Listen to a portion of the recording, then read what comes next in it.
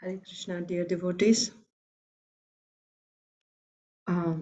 Welcome to Gita Jayanti reading of Bhagavad Gita. We'll be reading the English translations of the entire Bhagavad Gita in the next 2.5 hours. So we'll begin with prayers and then we'll start reading. So all of you can read along with me. It's not going to be taking turns. It'll just be continuous reading, one chapter after another. Otherwise, it's going to take much longer. And you also read along with me, but keeping yourselves muted. Keep your devices in mute, but you read along with me. Otherwise, there's going to be static, and nobody will be heard. So I will be, I will be unmute, and everyone else stay in mute, and we will read. So we'll begin with prayers like usual, and then we'll start with chapter 1. Om Namo Bhagavate Vasudevaya. Om Namo Bhagavate Vasudevaya. Om Namo Bhagavate Vasudevaya.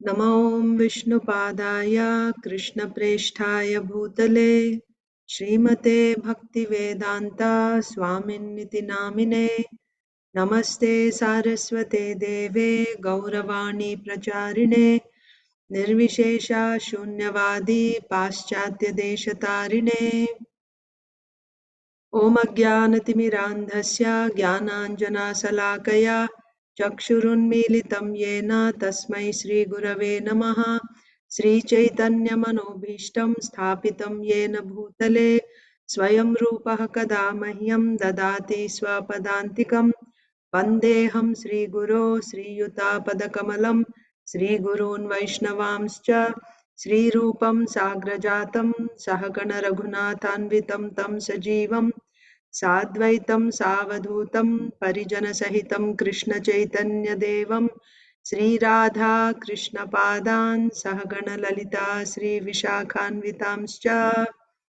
He Krishna Karuna Sindho Deenabandho Jagatpate Gopesha Gopika Kanta Radha Kanta Namostute Tapta Kanchana Gaurangi Radhe Vrindavaneshwari Rishabhanu Sute Devi Pranamami Haripriye Vanchakalpatarubhyascha Kripa Sindhubhya eva cha Patitanam Pavanebhyo Vaishnavebhyo Namo Namaha Jaya Sri Krishna Chaitanya Prabhu Nityananda Sri Advaita Gadadhara Srivasadi Gaura Bhakta Vrinda Hare Krishna Krishna Krishna Hare Hare Hare Rama Rama Rama Hare Hare.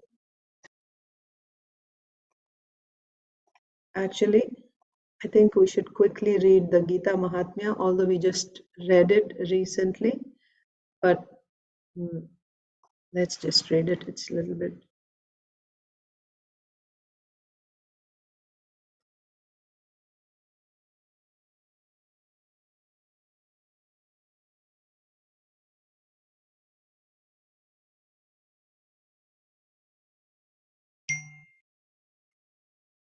Okay.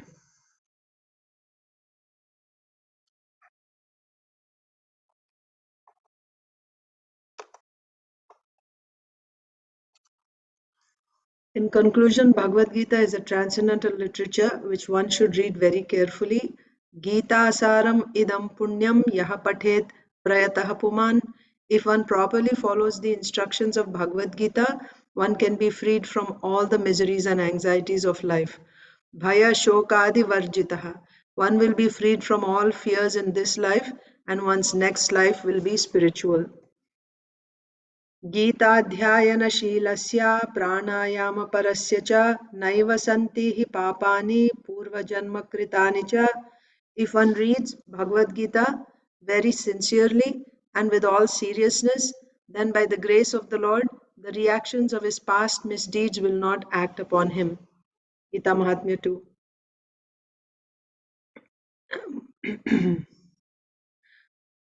Malanirmochanam pumsam jalasnanam dine dine sakrit geetamritasnanam samsara malanashanam.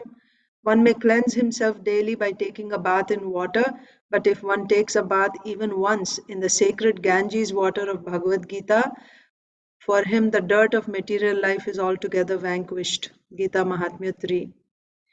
Gita सुगीतकर्तव्या किम अन्यै शास्त्रविस्तरै या स्वयं पद्मनाभस्य मुखपद्माद्विनिःसृता. Because Bhagavad Gita is spoken by the Supreme Personality of Godhead, one need not read any other Vedic literature. One need only attentively and regularly hear and read Bhagavad Gita. भारतामृत सर्वस्वं विष्णुवक्त्राद् विनिःसृतं Gita गंगोदकं पीत्वा पुनर्जन्म न विद्यते. One who drinks the water of the Ganges attains salvation. So what to speak of one who drinks the nectar of Bhagavad Gita? Bhagavad Gita is the essential nectar of the Mahabharata, and it is spoken by Lord Krishna himself, the original Vishnu. Gita Mahatmya 5. Bhagavad Gita comes from the mouth of the Supreme Personality of Godhead, and the Ganges is said to emanate from the lotus feet of the Lord. Of course, there is no difference between the mouth and the feet of the Supreme Lord, but from an impartial study, we can appreciate that Bhagavad Gita is even more important than the water of the Ganges. Yeah. सर्वोपनिषदो गावो दोग्धा गोपालनन्दनः पार्थो वत्सः सुधीरभोक्ता दुग्धं गीतामृतं महत्. This Gita-Upanishad, Bhagavad Gita, the essence of all the Upanishads, is just like a cow. And Lord Krishna, who is famous as a cowherd boy, is milking this cow. Arjun is just like a calf, and learned scholars and pure devotees are to drink the nectarian milk of Bhagavad Gita. Gita Mahatmya 6. Ekam Shastram Devaki Putra Geetam Eko Devo Devaki Putra Eva Eko Mantrastasya Namani Yani Karmapyekam Tasya Devasya Seva. In the present day, people are very much eager to have one scripture, one God, one religion, and one occupation. Therefore, Ekam Shastram Devaki Putra Geetam, let there be one scripture only, one common scripture for the whole world, Bhagavad Gita. Eko Devo Devaki Putra Eva, let there be one God for the whole world, Sri Krishna. Eko Mantras Tasya Namani, and one hymn, one mantra, one prayer, the chanting of his name, Hare Krishna, Krishna Krishna, Hare Hare, Hare Rama, Rama Rama, Hare Hare. Karmapyekam tasya devasya seva, and let there be one work only, the service of the Supreme Personality of Godhead. So with that we'll begin chapter 1. Srimad Bhagavad Gita as it is, chapter 1, observing the armies on the battlefield of Kurukshetra. Text 1. Dhritarashtra said, O Sanjaya, after my sons and the sons of Pandu assembled in the place of pilgrimage at Kurukshetra, desiring to fight, what did they do? Sanjaya said, O king, after looking over the army arranged in military formation by the sons of Pandu, King Duryodhan went to his teacher and spoke the following words. O my teacher, behold the great army of the sons of Pandu, so expertly arranged by your intelligent disciple, the son of Drupada. Here in this army are many heroic bowmen, equal in fighting to Bhima and Arjun, great fighters like Yuyudhana, Virata, and Drupada. There are also great heroic, powerful fighters like Drishtaketu, Chekitana, Kashiraja, Purujit, Kuntibhoja, and Shaibya. There are the mighty Yudhamanyu, the very powerful Uttamauja, the son of Subhadra, and the sons of Draupadi. All these warriors are great chariot fighters. But for your information, O best of the Brahmanas, let me tell you about the captains who are especially qualified to lead my military force. There are personalities like you, Bhishma, Karna, Kripa, Ashwathama, Vikarna, and the son of Somadatta, called Bhurishrava, who are always victorious in battle. There are many other heroes who are prepared to lay down their lives for my sake. All of them are well equipped with different kinds of weapons, and all are experienced in military science. Our strength is immeasurable, and we are perfectly protected by Grandfather Bhishma, whereas the strength of the Pandavas, carefully protected by Bhima, is limited. All of you must now give full support to Grandfather Bhishma as you stand at your respective strategic points of entrance into the phalanx of the army. Then Bhishma, the great valiant grandsire of the Kuru dynasty, the grandfather of the fighters, blew his conch shell very loudly, making a sound like the roar of a lion, giving Duryodhan joy. After that, the conch shells, drums, bugles, trumpets, and horns were all suddenly sounded, and the combined sound was tumultuous. On the other side, both Lord Krishna and Arjun, stationed on a great chariot drawn by white horses, sounded their transcendental conch shells. Lord Krishna blew his conch shell, called Panchajanya. Arjun blew his, the Devadatta, and Bhima,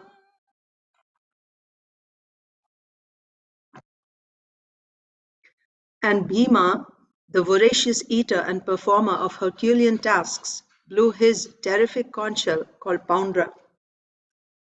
King Yudhishthir, the son of Kunti, blew his conch shell, the Ananta Vijaya, and Nakul and Sahadev blew the Sughosha and Manipushpaka. That great archer, the king of Kashi, the great fighter Shikhandi, Drishtadyumna, Virata, the unconquerable Satyaki, Drupada, the sons of Draupadi, and others, O king, such as the mighty armed son of Subhadra, all blew their respective conch shells. The blowing of these different conch shells became uproarious. Vibrating both in the sky and on the earth, it shattered the hearts of the sons of Dhritarashtra. At that time, Arjun, the son of Pandu, seated in the chariot bearing the flag marked with Hanuman, took up his bow and prepared to shoot his arrows.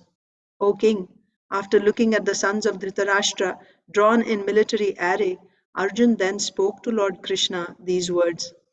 Arjun said, O infallible one, please draw my chariot between the two armies so that I may see those present here who desire to fight and with whom I must contend in this great trial of arms. Let me see those who have come here to fight, wishing to please the evil-minded son of Dhritarashtra. Sanjaya said, O descendant of Bharata, having thus been addressed by Arjun, Lord Krishna drew up the fine chariot in the midst of the armies of both parties. In the presence of Bhishma, Drona, and all the other chieftains of the world, the Lord said, Just behold, Partha, all the Kurus assembled here. There Arjun could see within the midst of the armies of both parties his fathers, grandfathers, teachers, maternal uncles, brothers, sons, grandsons, friends, and also his fathers-in-law and well-wishers. When the son of Kunti, Arjun, saw all these different grades of friends and relatives, he became overwhelmed with compassion and spoke thus. Arjun said, My dear Krishna, seeing my friends and relatives present before me in such a fighting spirit, I feel the limbs of my body quivering and my mouth drying up. My whole body is trembling. My hair is standing on end. My bow Gandiva is slipping from my hand and my skin is burning. I am now unable to stand here any longer. I am forgetting myself and my mind is reeling. I see only causes of misfortune, O Krishna, killer of the Keshi demon. I do not see how any good can come from killing my own kinsmen in this battle, nor can I, my dear Krishna, desire any subsequent victory, kingdom, or happiness. O Govinda, of what avail to us are a kingdom, happiness, or even life itself, when all those for whom we may desire them are now arrayed on this battlefield? O Madhusudan, when teachers, fathers, sons, grandsons, maternal uncles, fathers-in-law, grandsons, brothers-in-law, and other relatives are ready to give up their lives and properties and are standing before me. Why should I wish to kill them, even though they might otherwise kill me? O maintainer of all living entities, I am not prepared to fight with them, even in exchange for the three worlds, let alone this earth. What pleasure will we derive from killing the sons of Dhritarashtra? Sin will overcome us if we slay such aggressors. Therefore, it is not proper for us to kill the sons of Dhritarashtra and our friends. What should we gain, O Krishna, husband of the goddess of fortune? And how could we be happy by killing our own kinsmen? O Janardhan, although these men, their hearts overtaken by greed, see no fault in killing one's family or quarreling with friends, why should we, who can see the crime in destroying a family, engage in these acts of sin? With the destruction of the dynasty, the eternal family tradition is vanquished, and thus the rest of the family becomes involved in irreligion. When irreligion is prominent in the family, O Krishna, the women of the family become polluted, and from the degradation of womanhood, O descendant of Vrishni, comes unwanted progeny. An increase of unwanted population certainly causes hellish life, both for the family and for those who destroy the family tradition. The ancestors of such corrupt families fall down because the performances for offering them food and water are entirely stopped. By the evil deeds of those who destroy the family tradition and thus give rise to unwanted children, all kinds of community projects and family welfare activities are devastated. O Krishna, maintainer of the people, I have heard by disciplic succession that those whose family traditions are destroyed dwell always in hell. Alas, how strange it is that we are preparing to commit greatly sinful acts. Driven by the desire to enjoy royal happiness, we are intent on killing our own kinsmen. Better for me if the sons of Dhritarashtra, weapons in hand, were to kill me unarmed and unresisting on the battlefield. Sanjaya said, Arjun, having thus spoken on the battlefield, cast aside his bow and arrows and sat down on the chariot, his mind overwhelmed with grief. Thus ends the first chapter. Chapter 2. Contents of the Gita summarized. Sanjaya said, seeing Arjun full of compassion, his mind depressed, his eyes full of tears, Madhusudan Krishna spoke the following words. The Supreme Personality of Godhead said, my dear Arjun, how have these impurities come upon you? They are not at all befitting a man who knows the value of life. They lead not to higher planets but to infamy. O son of Pritha, do not yield to this degrading impotence. It does not become you. Give up such petty weakness of heart and arise, O chastiser of the enemy. Arjun said, O killer of enemies, O killer of Madhu, how can I counterattack with arrows in battle men like Bhishma and Drona who are worthy of my worship? It would be better to live in this world by begging than to live at the cost of the lives of great souls who are my teachers. Even though desiring worldly gain, they are superiors. If they are killed, everything we enjoy will be tainted with blood. Nor do we know which is better, conquering them or being conquered by them. If we kill the sons of Dhritarashtra, we should not care to live. Yet they are now standing before us on the battlefield. Now I am confused about my duty and have lost all composure because of miserly weakness. In this condition, I am asking you to tell me for certain what is best for me. Now I am your disciple and a soul surrendered unto you. Please instruct me. I can find no means to drive away this grief which is drying up my senses. I will not be able to dispel it even if I win a prosperous, unrivaled kingdom on earth with sovereignty like the demigods in heaven. Sanjaya said, having spoken thus, Arjun, chastiser of enemies, told Krishna, Govinda, I shall not fight, and fell silent. O descendant of Bharata, at that time, Krishna, smiling in the midst of both the armies, spoke the following words to the grief-stricken Arjun. The Supreme Personality of Godhead said, "While speaking learned words, you are mourning for what is not worthy of grief. Those who are wise lament neither for the living nor for the dead. Never was there a time when I did not exist, nor you, nor all these kings, nor in the future shall any of us cease to be.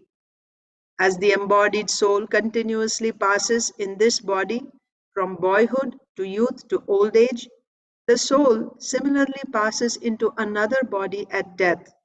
A sober person is not bewildered by such a change.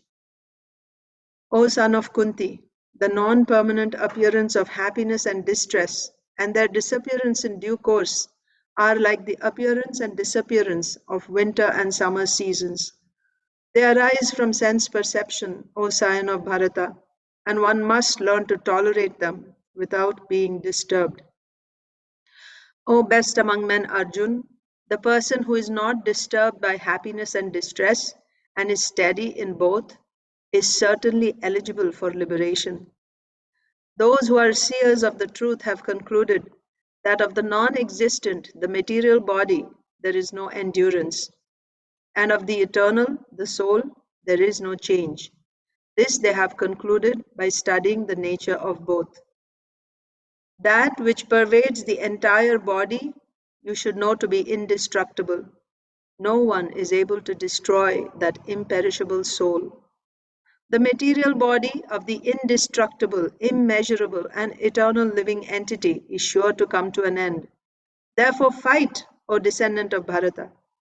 Neither he who thinks the living entity the slayer, nor he who thinks it slain is in knowledge. For the self slays not, nor is slain. For the soul there is neither birth nor death at any time. He has not come into being, does not come into being, and will not come into being. He is unborn, eternal, ever existing, and primeval. He is not slain when the body is slain. O Partha, how can a person who knows that the soul is indestructible, eternal, unborn, and immutable kill anyone or cause anyone to kill? As a person puts on new garments, giving up old ones, the soul similarly accepts new material bodies, giving up the old and useless ones. The soul can never be cut to pieces by any weapon, nor burned by fire, nor moistened by water, nor withered by the wind. This individual soul is unbreakable and insoluble, and can be neither burned nor dried. He is everlasting, present everywhere, unchangeable, immovable, and eternally the same. It is said that the soul is invisible, inconceivable, and immutable. Knowing this, you should not grieve for the body. If, however, you think that the soul or the symptoms of life will always be born and die forever, you still have no reason to lament, O mighty armed. One who has taken his birth is sure to die, and after death, one is sure to take birth again. Therefore, in the unavoidable discharge of your duty, you should not lament. All created beings are unmanifest in their beginning, manifest in their interim state, and unmanifest again when annihilated. So, what need is there for lamentation? So look on the soul, some look on the soul as amazing, some describe him as amazing, and some hear of him as amazing, while others, even after hearing about him, cannot understand him at all. O descendant of Bharata, he who dwells in the body can never be slain. Therefore, you need not grieve for any living being. Considering your specific duty as a Kshatriya, you should know that there is no better engagement for you than fighting on religious principles, and so there is no need for hesitation. O Partha, happy are the Kshatriyas to whom such fighting opportunities come unsought, opening for them the doors of the heavenly planets. If, however, you do not perform your religious duty of fighting, then you will certainly incur sins for neglecting your duties and thus lose your reputation as a fighter. People will always speak of your infamy, and for a respectable person, dishonor is worse than death. The great generals who have highly esteemed your name and fame will think that you have left the battlefield out of fear only, and thus they will consider you insignificant. Your enemies will describe you in many unkind words and scorn your ability. What could be more painful for you, O son of Kunti? Either you will be killed on the battlefield and attain the heavenly planets, or you will conquer and enjoy the earthly kingdom. Therefore, get up with determination and fight. Do thou fight for the sake of fighting, without considering happiness or distress, loss or gain, victory or defeat, and by so doing, you shall never incur sin. Thus far, I have described this knowledge to you through analytical study. Now listen as I explain it in terms of working without fruitive results. O son of Pritha, when you act in such knowledge, you can free yourself from the bondage of works. In this endeavor, there is no loss or diminution, and a little advancement on this path can protect one from the most dangerous type of fear. Those who are on this path are resolute in purpose, and their aim is one. O beloved child of the Kurus, the intelligence of those who are irresolute is many branched. Men of small knowledge are very much attached to the flowery words of the Vedas, which recommend various fruitive activities for elevation to heavenly planets, resultant good birth, power, and so forth. Being desirous of sense gratification and opulent life, they say that there is nothing more than this. In the minds of those who are too attached to sense enjoyment and material opulence, and who are bewildered by such things, the resolute determination for devotional service to the Supreme Lord does not take place. The Vedas deal mainly with the subject of the three modes of material nature. O Arjuna, become transcendental to these three modes. Be free from all dualities and from all anxieties for gain and safety, and be established in the self. All purposes served by a small well can at once be served by a great reservoir of water. Similarly, all the purposes of the Vedas can be served to one who knows the purpose behind them. You have a right to perform your prescribed duty, but you are not entitled to the fruits of action. Never consider yourself the cause of the results of your activities, and never be attached to not doing your duty. Perform your duty equipoised, O Arjuna, abandoning all attachment to success or failure. Such equanimity is called yoga. O Dhananjaya, keep all abominable activities far distant by devotional service, and in that consciousness surrender unto the Lord. Those who want to enjoy the fruits of their work are misers. A man engaged in devotional service rids himself of both good and bad reactions, even in this life. Therefore, strive for yoga, which is the art of all work.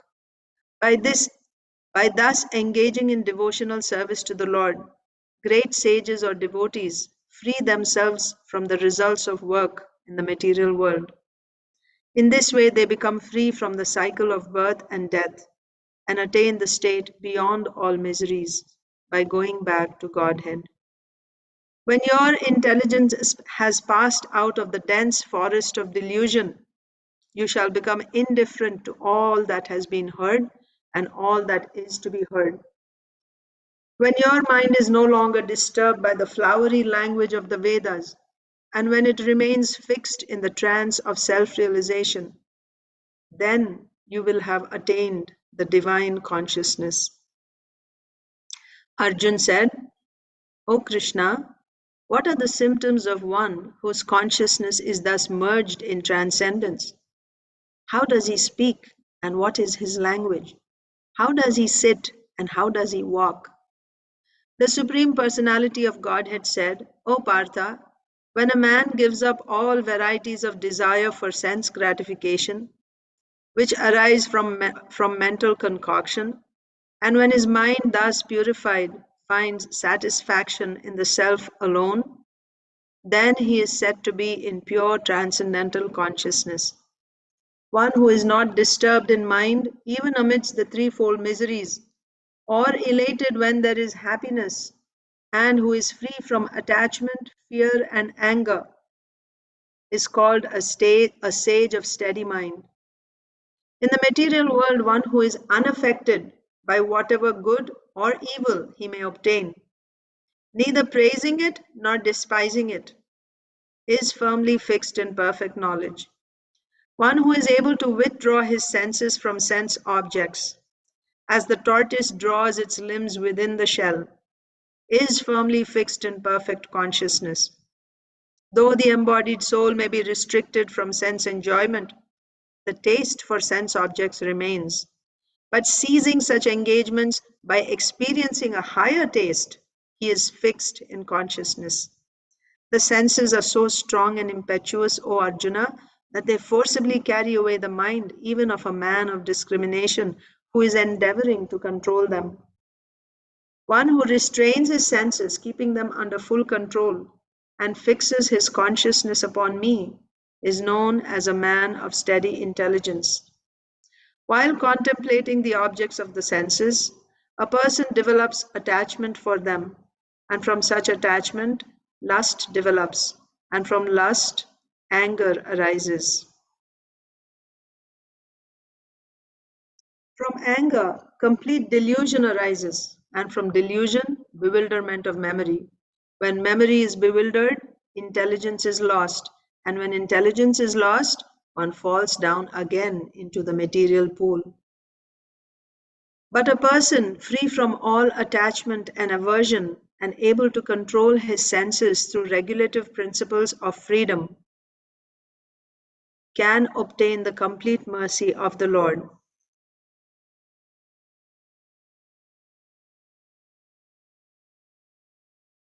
For one thus satisfied in Krishna consciousness, the threefold miseries of material existence exist no longer. In such satisfied consciousness, one's intelligence is soon well established. One who is not connected with the Supreme in Krishna consciousness can have neither transcendental intelligence nor a steady mind, without which there is no possibility of peace. And how can there be any happiness without peace? As a strong wind sweeps away a boat on the water, even one of the roaming senses on which the mind focuses can carry away a man's intelligence. Therefore, O mighty armed, one whose senses are restrained from their objects is certainly of steady intelligence. What is night for all beings is the time of awakening for the self-controlled. And the time of awakening for all beings is night for the introspective sage. A person who is not disturbed by the incessant flow of desires that enter like rivers into the ocean, which is ever being filled but is always still, can alone achieve peace, and not the man who strives to satisfy such desires. A person who has given up all desires for sense gratification, who lives free from desires, who has given up all sense of proprietorship and is devoid of false ego, he alone can attain real peace. That is the way of the spiritual and godly life, after attaining which a man is not bewildered. If one is thus situated, even at the hour of death, one can enter into the kingdom of God. End of chapter 2. Chapter 3. Karma Yoga. Arjun said, O Janardhan, O Keshava, Why do you want to engage me in this ghastly warfare if you think that intelligence is better than fruitive work? My intelligence is bewildered by your equivocal instructions. Therefore, please tell me decisively which will be most beneficial for me. The Supreme Personality of Godhead said, O sinless Arjun, I have already explained that there are two classes of men who try to realize the self. Some are inclined to understand it by empirical philosophical speculation, and others by devotional service. Not by merely abstaining from work can one achieve freedom from reaction, nor by renunciation alone can one attain perfection. Everyone is forced to act helplessly according to the qualities he has acquired from the modes of material nature. Therefore, no one can refrain from doing something, not even for a moment. One who restrains the senses of action, but whose mind dwells on sense objects, certainly deludes himself and is called a pretender. On the other hand, if a sincere person tries to control the active senses by the mind and begins karma yoga in Krishna consciousness without attachment, he is by far superior. Perform your duty, perform your prescribed duty, for doing so is better than not working. One cannot even maintain one's physical body without work. Work done as a sacrifice for Vishnu has to be performed. Otherwise, work causes bondage in this material world. Therefore, O son of Kunti, perform your prescribed duties for his satisfaction, and in that way you will always remain free from bondage. In the beginning of creation, the Lord of all creatures sent forth generations of men and demigods along with sacrifices for Vishnu and blessed them by saying, Be thou happy by this yajna sacrifice, because its performance will bestow upon you everything desirable for living happily and achieving liberation. The demigods, being pleased by sacrifices, will also please you. And thus, by cooperation between men and demigods, prosperity will reign for all. In charge of the various necessities of life, the demigods, being satisfied by the performance of yajna, sacrifice, will supply all necessities to you. But he who enjoys such gifts without offering them to the demigods in return is certainly a thief. The devotees of the Lord are released from all kinds of sins because they eat food which is offered first for sacrifice.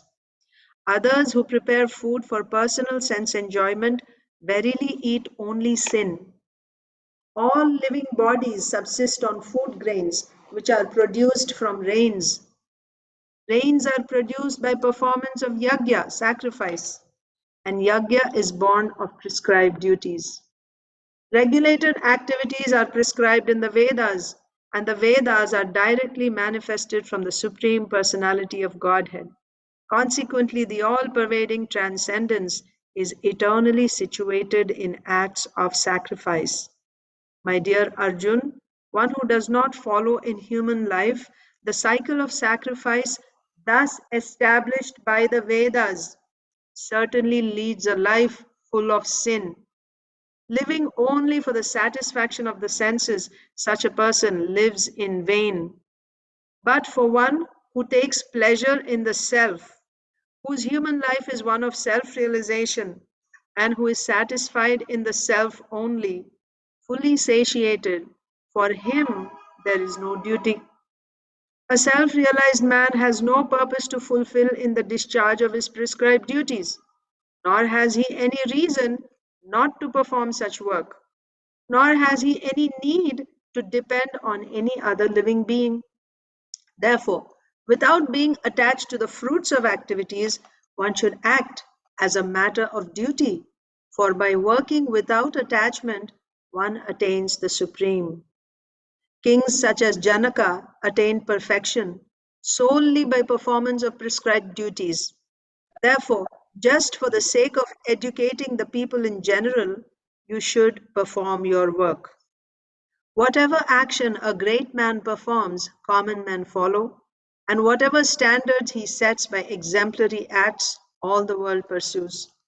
O son of Pritha, there is no work prescribed for me within all the three planetary systems, nor am I in want of anything, nor have I a need to obtain anything, and yet I am engaged in prescribed duties. For if I ever fail to engage in carefully performing prescribed duties, O Partha, certainly all men would follow my path. If I did not perform prescribed duties, all these worlds would be put to ruination. I would be the cause of creating unwanted population, and I would thereby destroy the peace of all living beings. As the ignorant perform their duties with attachment to results, the learned may similarly act, but without attachment, for the sake of leading people on the right path.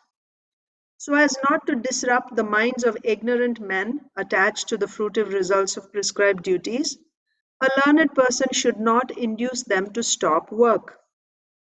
Rather, by working in the spirit of devotion, he should engage them in all sorts of activities for the gradual development of Krishna consciousness.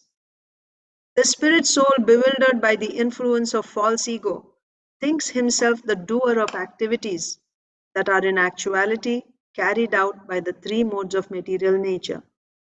One who is in knowledge of the absolute truth, O mighty armed, does not engage himself in the senses and sense gratification, knowing well the difference between work in devotion and work for fruitive results.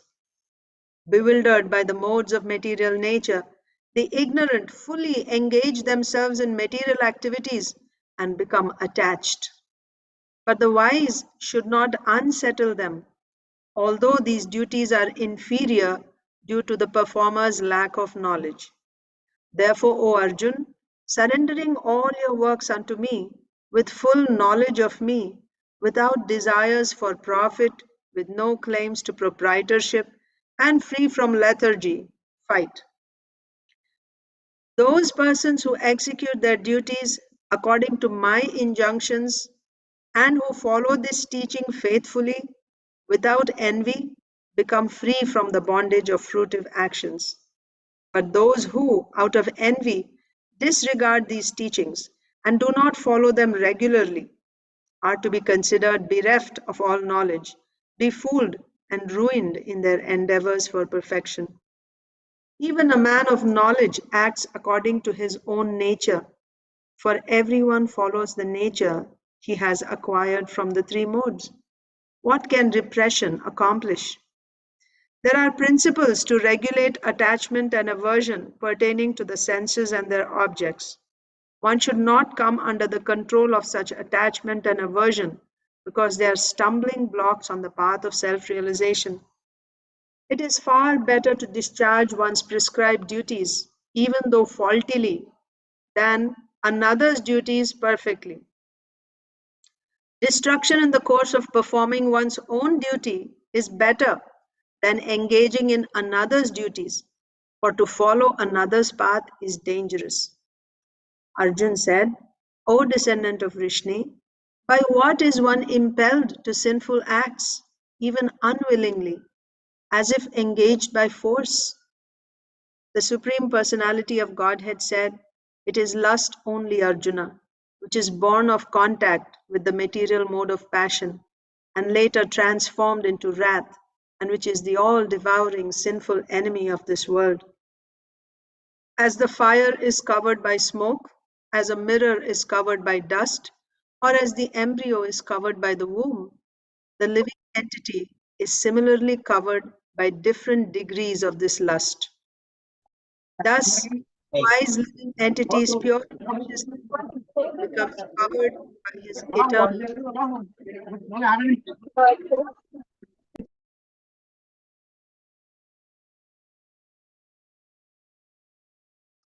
Thus, the wise living entity's pure consciousness becomes covered by his eternal enemy in the form of lust, which is never satisfied and which burns like fire. The senses, the mind, and the intelligence are the sitting places of this lust. Through them, lust covers the real knowledge of the living entity and bewilders him. Therefore, O Arjuna, best of the Bharatas, in the very beginning, curb this great symbol of sin, lust, by regulating the senses and slay the of knowledge and self-realization. The working senses are superior to dull matter. Mind is higher than the senses. Intelligence is still higher than the mind, and he, the soul, is even higher than the intelligence. Thus, knowing oneself to be transcendental to the material senses, mind, and intelligence, O mighty armed Arjuna, one should steady the mind by deliberate spiritual intelligence, Krishna consciousness, and thus, by spiritual strength, conquer this insatiable enemy known as lust. End of chapter 3, Karma Yoga. Chapter 4, Transcendental Knowledge. The personality of Godhead, Lord Sri Krishna, said, I instructed this imperishable science of yoga to the sun god, Vivasvan, and Vivasvan instructed it to Manu, the father of mankind, and Manu in turn instructed it to Ikshvaku. This supreme science was thus received through the chain of disciplic succession, and the saintly kings understood it in that way. But in course of time, the succession was broken, and therefore the science as it is appears to be lost. That very ancient science of the relationship with the Supreme is today told by me to you because you are my devotee as well as my friend and can therefore understand the transcendental mystery of this science. Arjun said, the sun god Vivasvan is senior by birth to you. How am I to understand that in the beginning you instructed this science to him? The personality of Godhead said, many, many births both you and I have passed. I can remember all of them, but you cannot, O subduer of the enemy. Although I am unborn, and my transcendental body never deteriorates, and although I am the Lord of all living entities, I still appear in every millennium in my original transcendental form. Whenever and wherever there is a decline in religious practice, O descendant of Bharata, and a predominant rise of irreligion, at that time I descend myself to deliver the pious and to annihilate the miscreants, as well as to re-establish the principles of religion. I myself appear millennium after millennium. One who knows the transcendental nature of my appearance and activities does not, upon leaving the body, take his birth again in the material world, but attains my eternal abode, O Arjuna. Being freed from attachment, fear, and anger, being fully absorbed in me and taking refuge in me, many, many persons in the past became purified by knowledge of me, and thus they all attained transcendental love for me. As all surrender unto me, I reward them accordingly. Everyone follows my path in all respects, O son of Pritha. Men in this world desire success in fruitive activities, and therefore they worship the demigods. Quickly, of course, men get results from fruitive work in this world. According to the three modes of material nature and the work associated with them, the four divisions of human society are created by me. And although I am the creator of this system, you should know that I am yet the non-doer, being unchangeable. There is no work that affects me, nor do I aspire for the fruits of action. One who understands this truth about me also does not become entangled in the fruitive reactions of work. All the liberated souls in ancient times acted with this understanding of my transcendental nature. Therefore, you should perform your duty following in their footsteps. Even the intelligent are bewildered in determining what is action and what is inaction. Now I shall explain to you what action is, knowing which you shall be liberated from all misfortune. The intricacies of action are very hard to understand. Therefore, one should know properly what action is, what forbidden action is, and what inaction is. One who sees inaction in action and action in inaction is intelligent among men, and he is in the transcendental position, although engaged in all sorts of activities. One is understood to be in full knowledge, whose every endeavor is devoid of desire for sense gratification. He is said by sages to be a worker for whom the reactions of work have been burned up by the fire of perfect knowledge. Abandoning all attachment to the results of his activities, ever satisfied and independent, he performs no fruitive action, although engaged in all kinds of undertakings. Such a man of understanding acts with mind and intelligence perfectly controlled, gives up all sense of proprietorship over his possessions, and acts only for the bare necessities of life. Thus, working, he is not affected by sinful reactions. He who is satisfied with gain which comes of its own accord, who is free from duality and does not envy, who is steady in both success and failure, is never entangled, although performing actions. The work of a man who is unattached to the modes of material nature and who is fully situated in transcendental knowledge merges entirely in transcendence. A person who is fully absorbed in Krishna consciousness is sure to attain the spiritual kingdom because of his full contribution to spiritual activities,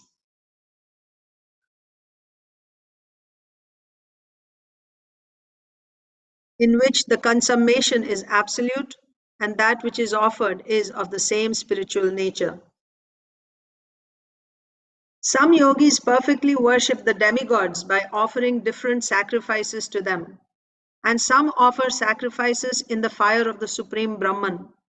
Some, the unadulterated brahmacharis, sacrifice the hearing process and the senses in the fire of mental control, and others, the regulated householders, sacrifice the objects of the senses in the fire of the senses.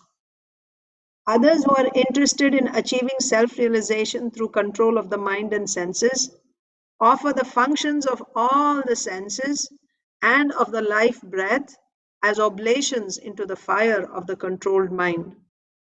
Having accepted strict vows, some become enlightened by sacrificing their possessions, and others by performing severe austerities, by practicing the yoga of eightfold mysticism, or by studying the Vedas to advance in transcendental knowledge. Still others who are inclined to the process of breath restraint to remain in trance practice by offering the movement of the outgoing breath into the incoming and the incoming breath into the outgoing, and thus at last remain in trance, stopping all breathing. Others, curtailing the eating process, offer the outgoing breath into itself as a sacrifice. All these performers who know the meaning of sacrifice become cleansed of sinful reactions, and having tasted the nectar of the results of sacrifices, they advance toward the supreme eternal atmosphere. O best of the Kuru dynasty, without sacrifice, one can never live happily on this planet or in this life. What then of the next? All these different types of sacrifice are approved by the Vedas, and all of them are born of different types of work. Knowing them as such, you will become liberated. O chastiser of the enemy, the sacrifice performed in knowledge is better than the mere sacrifice of material possessions. After all, O son of Pritha, all sacrifices of work culminate in transcendental knowledge. Just try to learn the truth by approaching a spiritual master. Inquire from him submissively and render service unto him. The self realized souls can impart knowledge unto you because they have seen the truth. Having obtained real knowledge from a self-realized soul, you will never fall again into such illusion, for by this knowledge you will see that all living beings are but part of the Supreme, or in other words, that they are mine. Even if you are considered to be the most sinful of all sinners, when you are situated in the boat of transcendental knowledge, you will be able to cross over the ocean of miseries. As a blazing fire turns firewood to ashes, O Arjun, so does the fire of knowledge burn to ashes all reactions to material activities. In this world, there is nothing so sublime and pure as transcendental knowledge. Such knowledge is the mature fruit of all mysticism, and one who has become accomplished in the practice of devotional service enjoys this knowledge within himself in due course of time. A faithful man who is dedicated to transcendental knowledge and who subdues his senses is eligible to achieve such knowledge, and having achieved it, he quickly attains the supreme spiritual peace. But ignorant and faithless persons who doubt the revealed scriptures do not attain God consciousness. They fall down. For the doubting soul, there is happiness neither in this world nor in the next. One who acts in devotional service, renouncing the fruits of his actions, and whose doubts have been destroyed by transcendental knowledge, is situated factually in the self. Thus, he is not bound by the reactions of work, O conqueror of riches. Therefore, the doubts which have arisen in your heart out of ignorance should be slashed by the weapon of knowledge. Armed with yoga, O Bharata, stand and fight. End of chapter 4. Chapter 5. Karma Yoga, Action in Krishna Consciousness. Arjun said, O Krishna, first of all you ask me to renounce work. And then again you recommend work with devotion. Now will you kindly tell me definitely which of the two is more beneficial? The personality of Godhead replied, the renunciation of work and work in devotion are both good for liberation. But of the two, work in devotional service is better than renunciation of work. One who neither hates nor desires the fruits of his activities is known to be always renounced. Such a person, free from all dualities, easily overcomes material bondage and is completely liberated, O mighty armed Arjuna. Only the ignorant speak of devotional service, karma yoga, as being different from the analytical study of the material world, Sankhya. Those who are actually learned say that he who applies himself well to one of these paths achieves the results of both. One who knows that the position reached by means of analytical study can also be attained by devotional service, and who therefore sees analytical study and devotional service to be on the same level, sees things as they are. Merely renouncing all activities, yet not engaging in the devotional service of the Lord, cannot make one happy. But a thoughtful person engaged in devotional service can achieve the supreme without delay. One who works in devotion, who is a pure soul, and who controls his mind and senses, is dear to everyone, and everyone is dear to him. Though always working, such a man is never entangled. A person in the divine consciousness, although engaged in seeing, hearing, touching, smelling, eating, moving about, sleeping, and breathing, always knows within himself that he actually does nothing at all. Because while speaking, evacuating, receiving, or opening or closing his eyes, he always knows that only the material senses are engaged with their objects, and that he is aloof from them.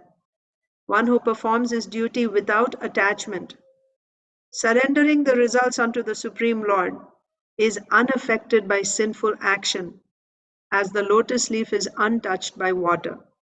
The yogis, abandoning attachment, act with body, mind, intelligence, and even with the senses only for the purpose of purification. The steadily devoted soul attains unadulterated peace because he offers the result of all activities to me, whereas a person who is not in union with the divine, who is greedy for the fruits of his labor, becomes entangled. When the embodied living being controls his nature and mentally renounces all actions, he resides happily in the city of nine gates, the material body, neither working nor causing work to be done. The embodied spirit, master of the city of his body, does not create activities, nor does he induce people to act, nor does he create the fruits of action. All this is enacted by the modes of material nature. Nor does the Supreme Lord assume anyone's sinful or pious activities. Embodied beings, however, are bewildered because of the ignorance which covers their real knowledge. When, however, one is enlightened with the knowledge by which nescience is destroyed, then his knowledge reveals everything, as the sun lights up everything in the daytime. When one's intelligence, mind, faith, and refuge are all fixed in the Supreme, then one becomes fully cleansed of misgivings through complete knowledge and thus proceeds straight on the path of liberation. The humble sages, by virtue of true knowledge, see with equal vision a learned and gentle Brahmana, a cow, an elephant, a dog, and a dog eater, outcast. Those whose minds are established in sameness and equanimity have already conquered the conditions of birth and death. They are flawless like Brahman, and thus they are already situated in Brahman. A person who neither rejoices upon achieving something pleasant nor laments upon obtaining something unpleasant, who is self intelligent, who is unbewildered, and who knows the science of God, is already situated in transcendence.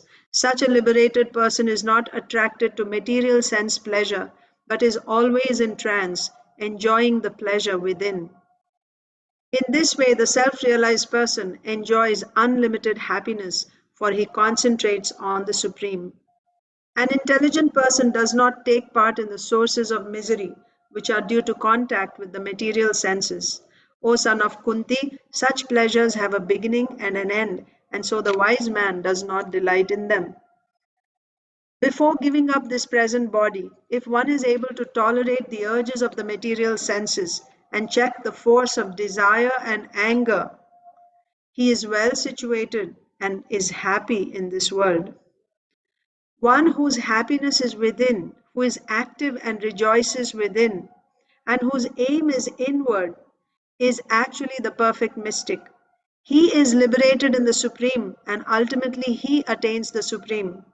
Those who are beyond the dualities that arise from doubts, whose minds are engaged within, who are always busy working for the welfare of all living beings, and who are free from all sins, achieve liberation in the Supreme. Those who are free from anger and all material desires, who are self realized, self disciplined, and constantly endeavoring for perfection, are assured of liberation in the Supreme in the very near future. Shutting out all external sense objects, keeping the eyes and vision concentrated between the two eyebrows, suspending the inward and outward breaths within the nostrils, and thus controlling the mind, senses, and intelligence, the transcendentalist aiming at liberation becomes free from desire, fear, and anger. One who is always in this state is certainly liberated. A person in full consciousness of me, knowing me to be the ultimate beneficiary of all sacrifices and austerities, the supreme lord of all planets and demigods, and the benefactor and well-wisher of all living entities, attains peace from the pangs of material miseries. End of chapter 5. Chapter 6. So after chapter 6, we'll take a short break. So Bhagavad Gita is divided into 3 sections, six chapters at a time. Chapter 6, Dhyana Yoga. The Supreme Personality of Godhead said, One who is unattached to the fruits of his work and who works as he is obligated is in the renounced order of life, and he is the true mystic, not he who lights no fire and performs no duty. What is called renunciation you should know to be the same as yoga, or linking oneself with the Supreme, O son of Pandu. For one can never become a yogi unless he renounces the desire for sense gratification. For one who is a neophyte in the Eightfold Yoga system, work is said to be the means. And for one who is already elevated in yoga, cessation of all material activities is said to be the means. A person is said to be elevated in yoga when, having renounced all material desires, he neither acts for sense gratification nor engages in fruitive activities. One must deliver himself with the help of his mind and not degrade himself. The mind is the friend of the conditioned soul and his enemy as well. For him who has conquered the mind is the best of friends. But for one who has failed to do so, his mind will remain the greatest enemy. For one who has conquered the mind, the super soul is already reached, for he has attained tranquility. To such a man, happiness and distress, heat and cold, honor and dishonor are all the same. A person is said to be established in self realization and is called a yogi or mystic when he is fully satisfied by virtue of acquired knowledge and realization. Such a person is situated in transcendence and is self controlled. He sees everything, whether it be pebbles, stones, or gold, as the same.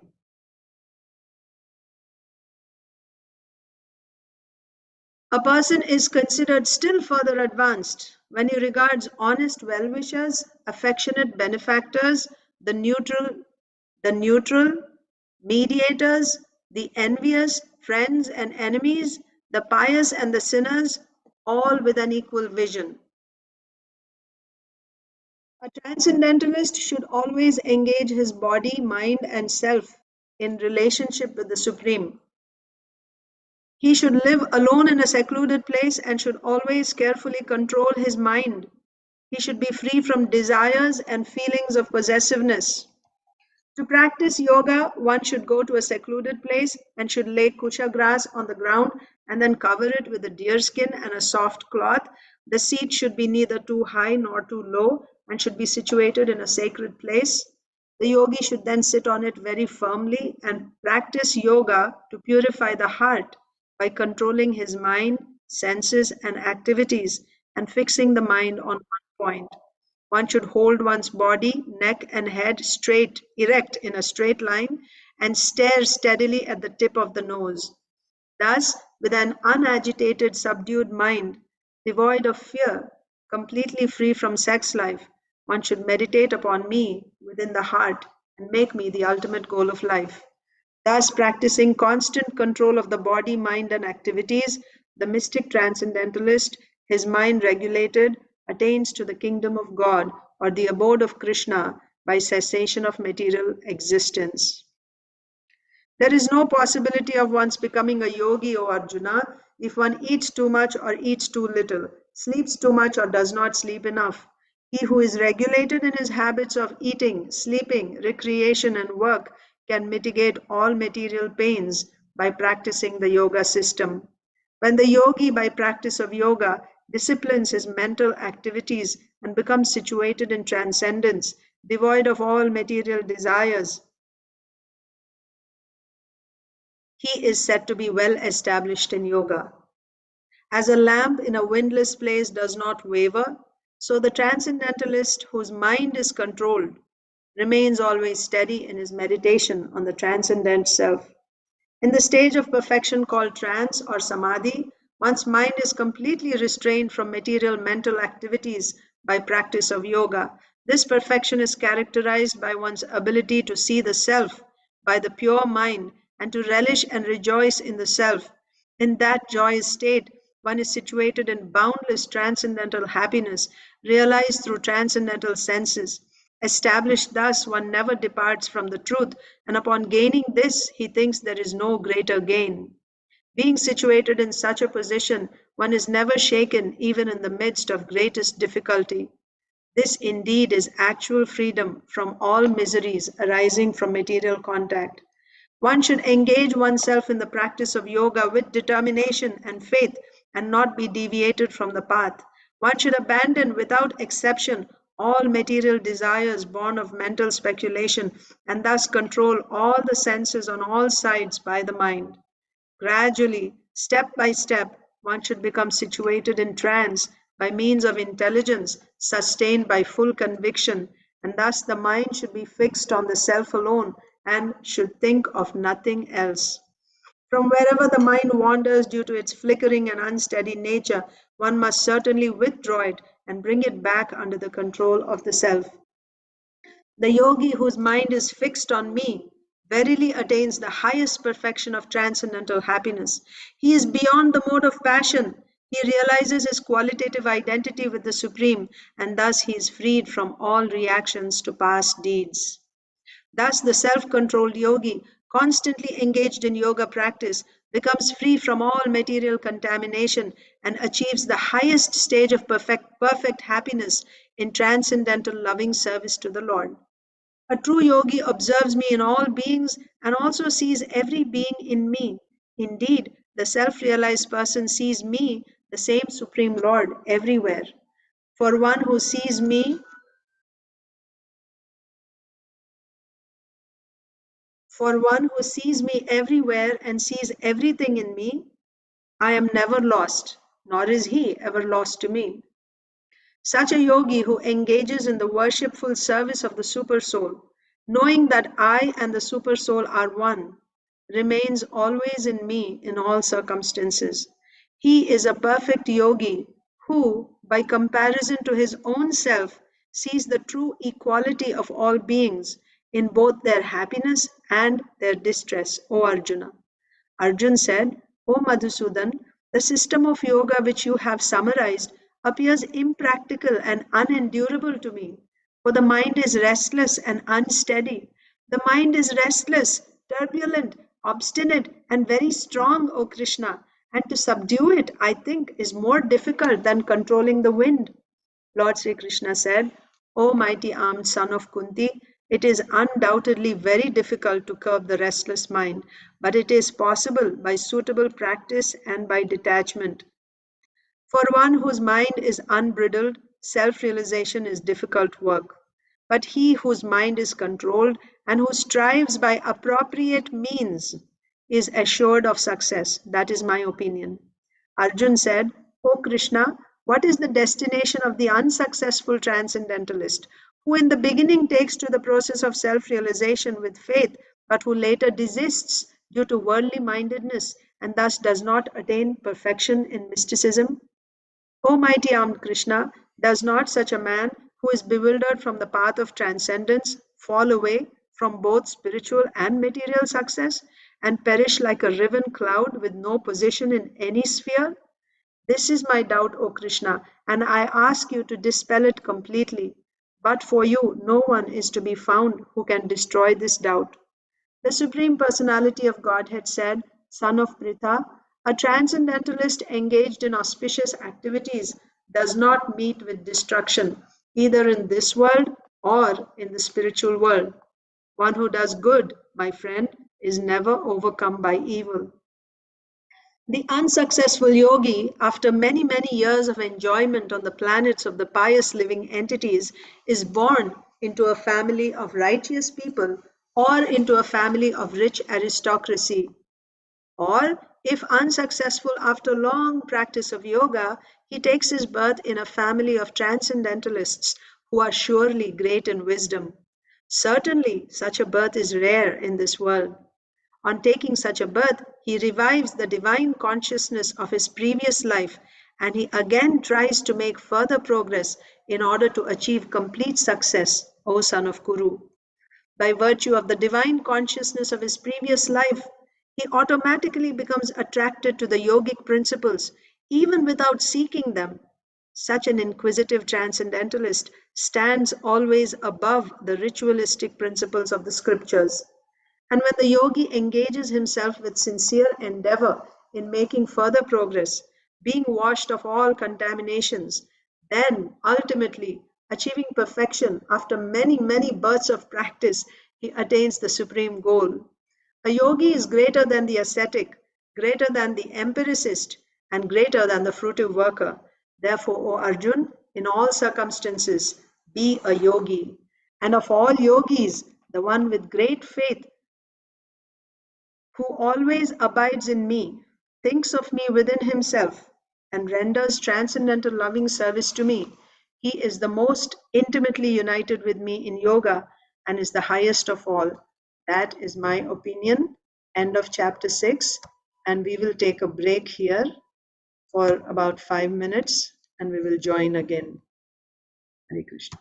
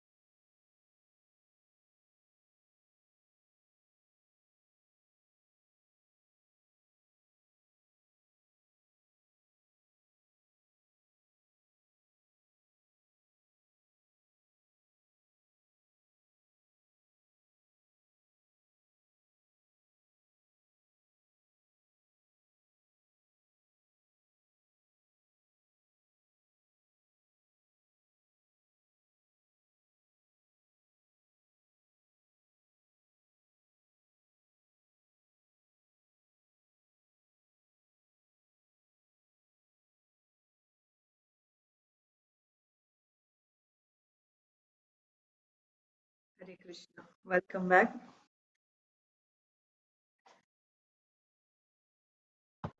Let's continue reading Srimad Bhagavad Gita as it is.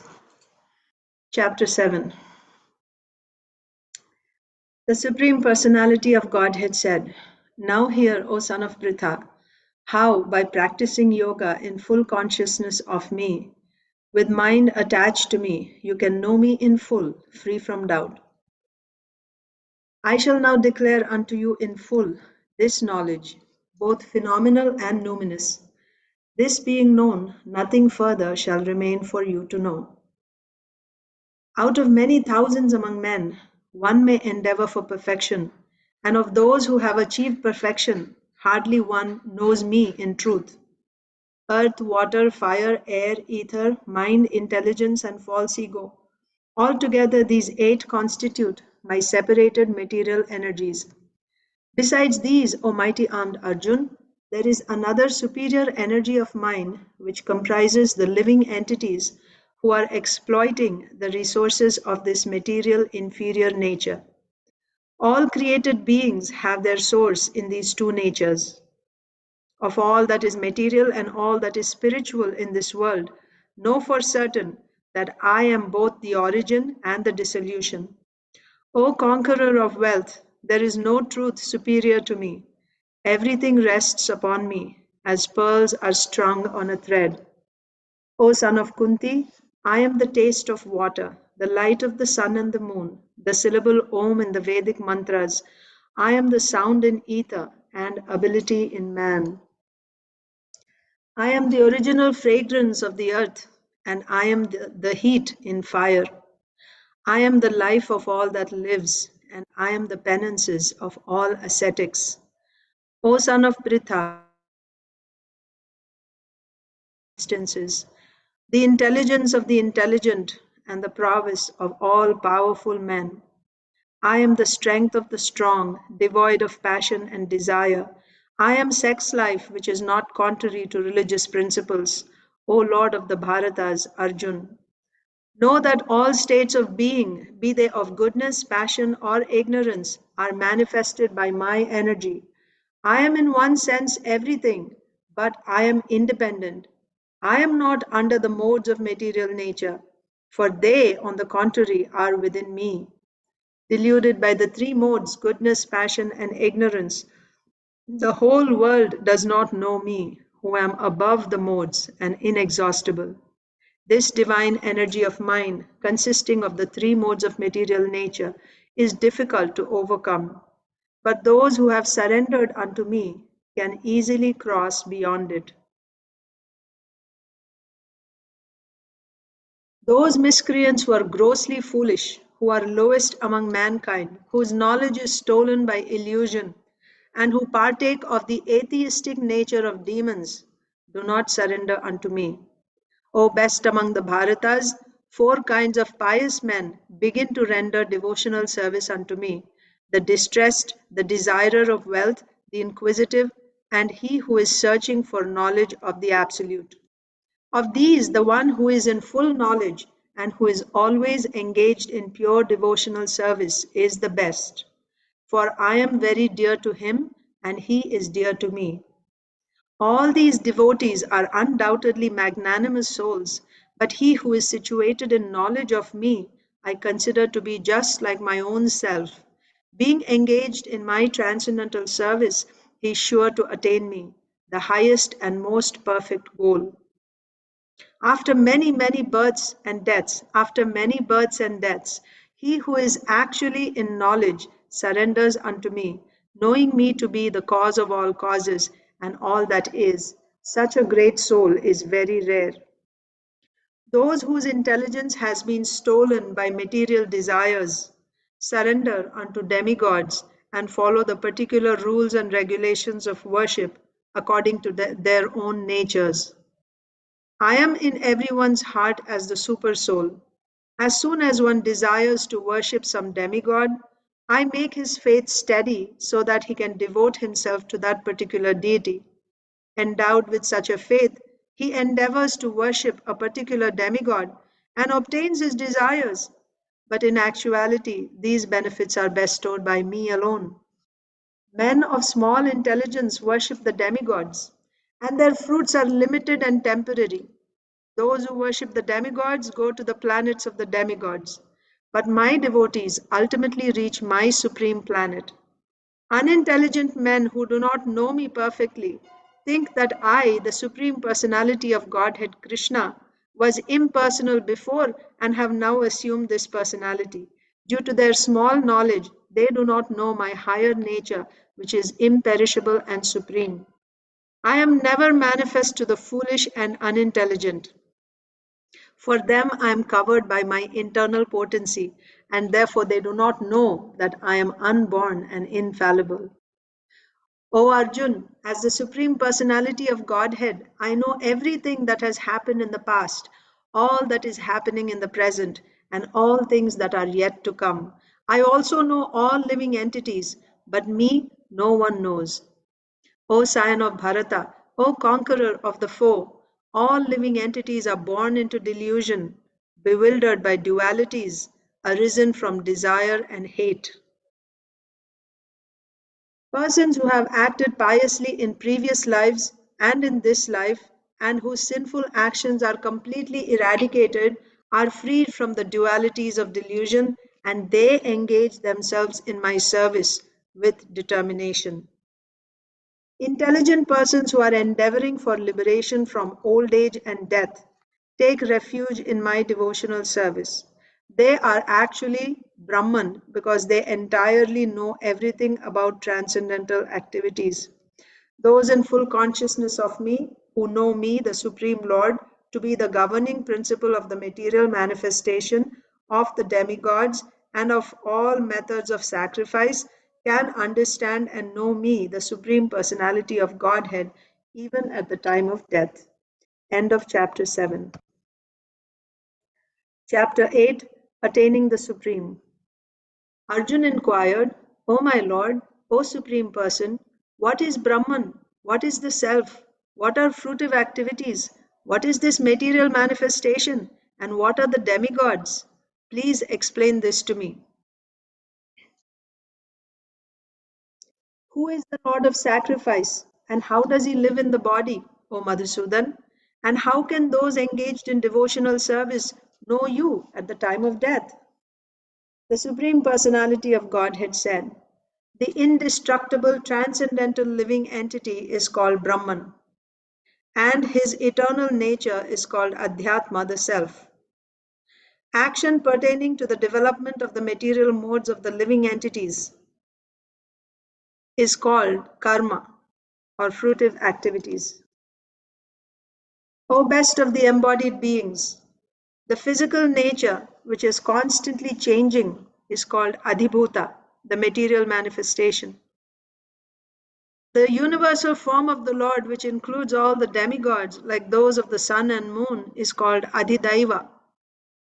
And I, the Supreme Lord, represented as the super soul in the heart of every embodied being, am called Adhiyagya, the Lord of sacrifice.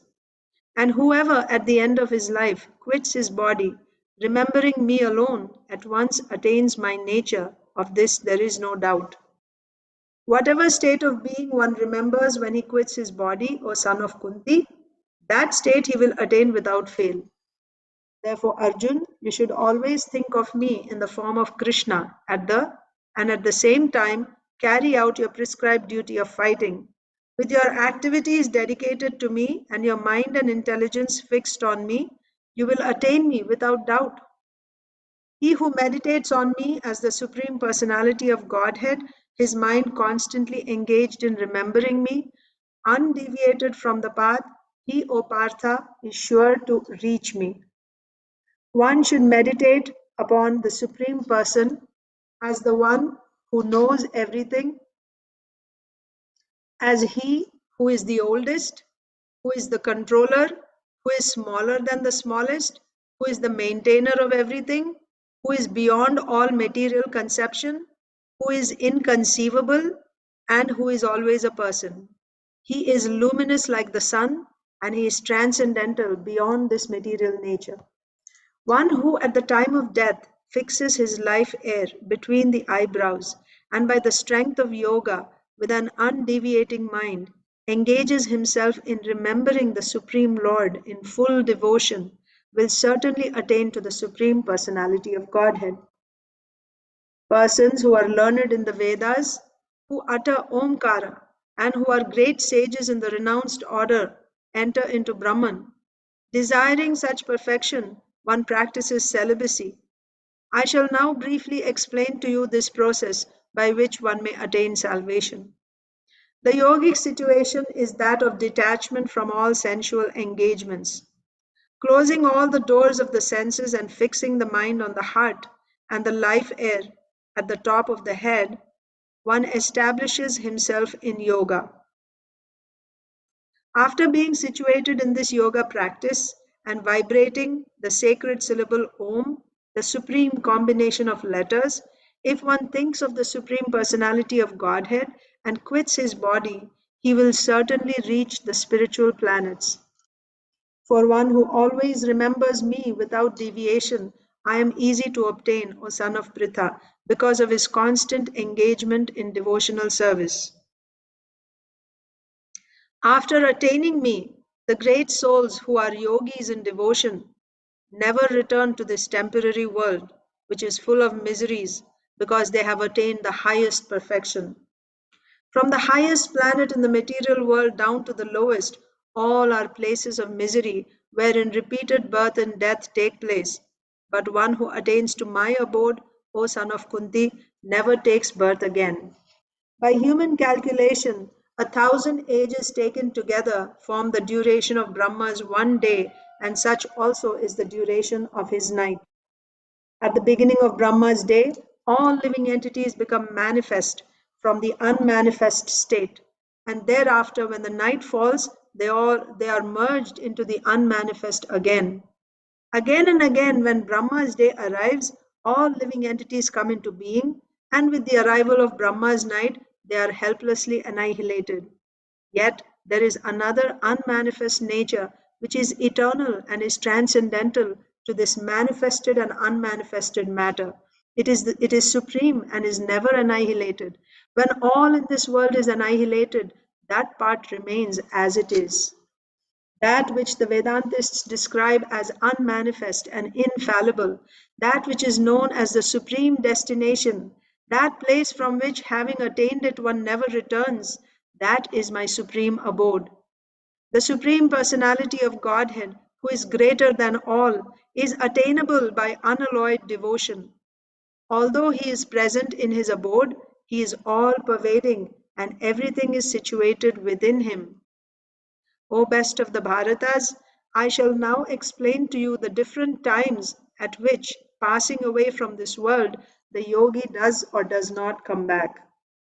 Those who know the Supreme Brahman attain that Supreme by passing away from the world during the influence of the fiery God in the light at an auspicious moment of the day, during the fortnight of the waxing moon, or during the 6 months when the sun travels in the north. The mystic who passes away from this world during the smoke, the night, the fortnight of the waning moon, or the 6 months when the sun passes to the south, reaches the moon planet but again comes back. According to Vedic opinion, there are two ways of passing from this world, one in light and one in darkness. When one passes in light, he does not come back, but when passes in darkness, he returns. Although the devotees know these two paths, O Arjun, they are never bewildered. Therefore, be always fixed in devotion. A person who accepts the path of devotional service is not bereft of the results derived from studying the Vedas, performing sacrifices, undergoing austerities, giving charity, or pursuing philosophical and fruitive activities. Simply by performing devotional service, he attains all these, and at the end, he reaches the supreme eternal abode. End of chapter 8. Chapter 9. The most confidential knowledge. The Supreme Personality of Godhead said, My dear Arjun, because you are never envious of me, I shall impart to you this most confidential knowledge and realization, knowing which you shall be relieved of the miseries of material existence.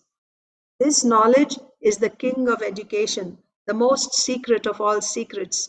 It is the purest knowledge, and because it gives direct perception of the self by realization, it is the perfection of religion. It is everlasting, and it is joyfully performed. Those who are not faithful in this devotional service cannot attain me, O conqueror of enemies. Therefore, they return to the path of birth and death in this material world. By me, in my unmanifested form, this entire universe is pervaded. All beings are in me, but I am not in them. And yet, everything that is created does not rest in me. Behold my mystic opulence. Although I am the maintainer of all living entities, and although I am everywhere, I am not a part of this cosmic manifestation, for myself is the very source of creation. Understand that as the mighty wind blowing everywhere rests always in the sky, all created beings rest in me. O son of Kunti, at the end of the millennium, all material manifestations enter into my nature, and at the beginning of another millennium, by my potency, I create them again. The whole cosmic order is under me. Under my will, it is automatically manifested again and again, and under my will, it is annihilated at the end. O Dhananjaya, all this work cannot bind me. I am ever detached from all these material activities, seated as though neutral. This material nature, which is one of my energies, is working under my direction, O son of Kunti, producing all moving and non moving beings. Under its rule, this manifestation is created and annihilated again and again. Fools deride me when I descend in the human form. They do not know my transcendental nature as the supreme Lord of all that be. Those who are thus bewildered are attracted by demonic and atheistic views. In that deluded condition, their hopes for liberation, their fruitive activities, and their culture of knowledge are all defeated. O son of Pritha, those who are not deluded, the great souls, are under the protection of the divine nature.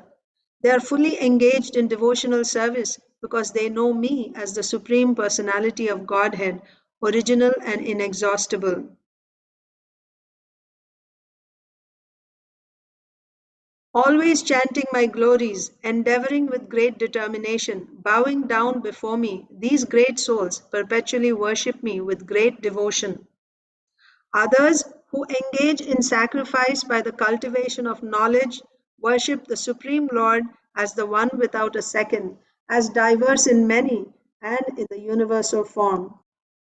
But it is I who am the ritual, I the sacrifice, the offering to the ancestors, the healing herb, the transcendental chant. I am the butter and the fire and the offering. I am the father of this universe, the mother, the support, and the grandsire. I am the object of knowledge, the purifier, and the syllable Om. I am also the Rig, the Sama, and the Yajur Vedas.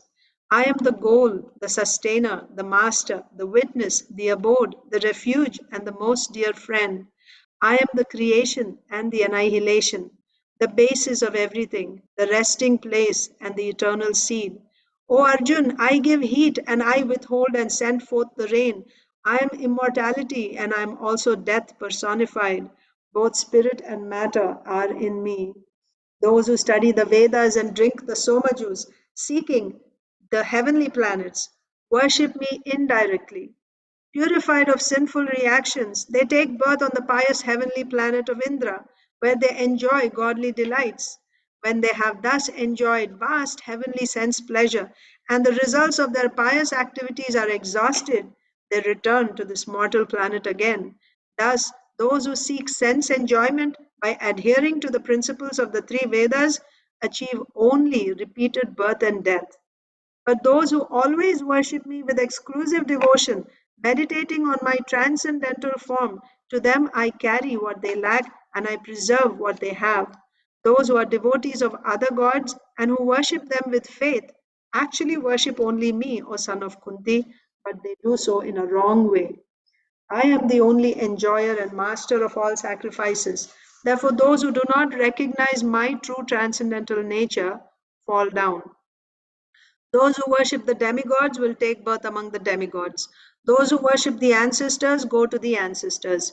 Those who worship ghosts and spirits will take birth among such beings, and those who worship me will live with me. If one offers me with love and devotion a leaf, a flower, a fruit, or water, I will accept it. Whatever you do, whatever you eat, whatever you offer or give away, and whatever austerities you perform, do that, O son of Kunti, as an offering to me. In this way, you will be freed from bondage to work and its auspicious and inauspicious results. With your mind fixed on me in this principle of renunciation, you will be liberated and come to me. I envy no one, nor am I partial to anyone. I am equal to all. But whoever renders service unto me in devotion is a friend, is in me, and I am also a friend to him. Even if one commits the most abominable action, if he is engaged in devotional service, he is to be considered saintly because he is properly situated in his determination.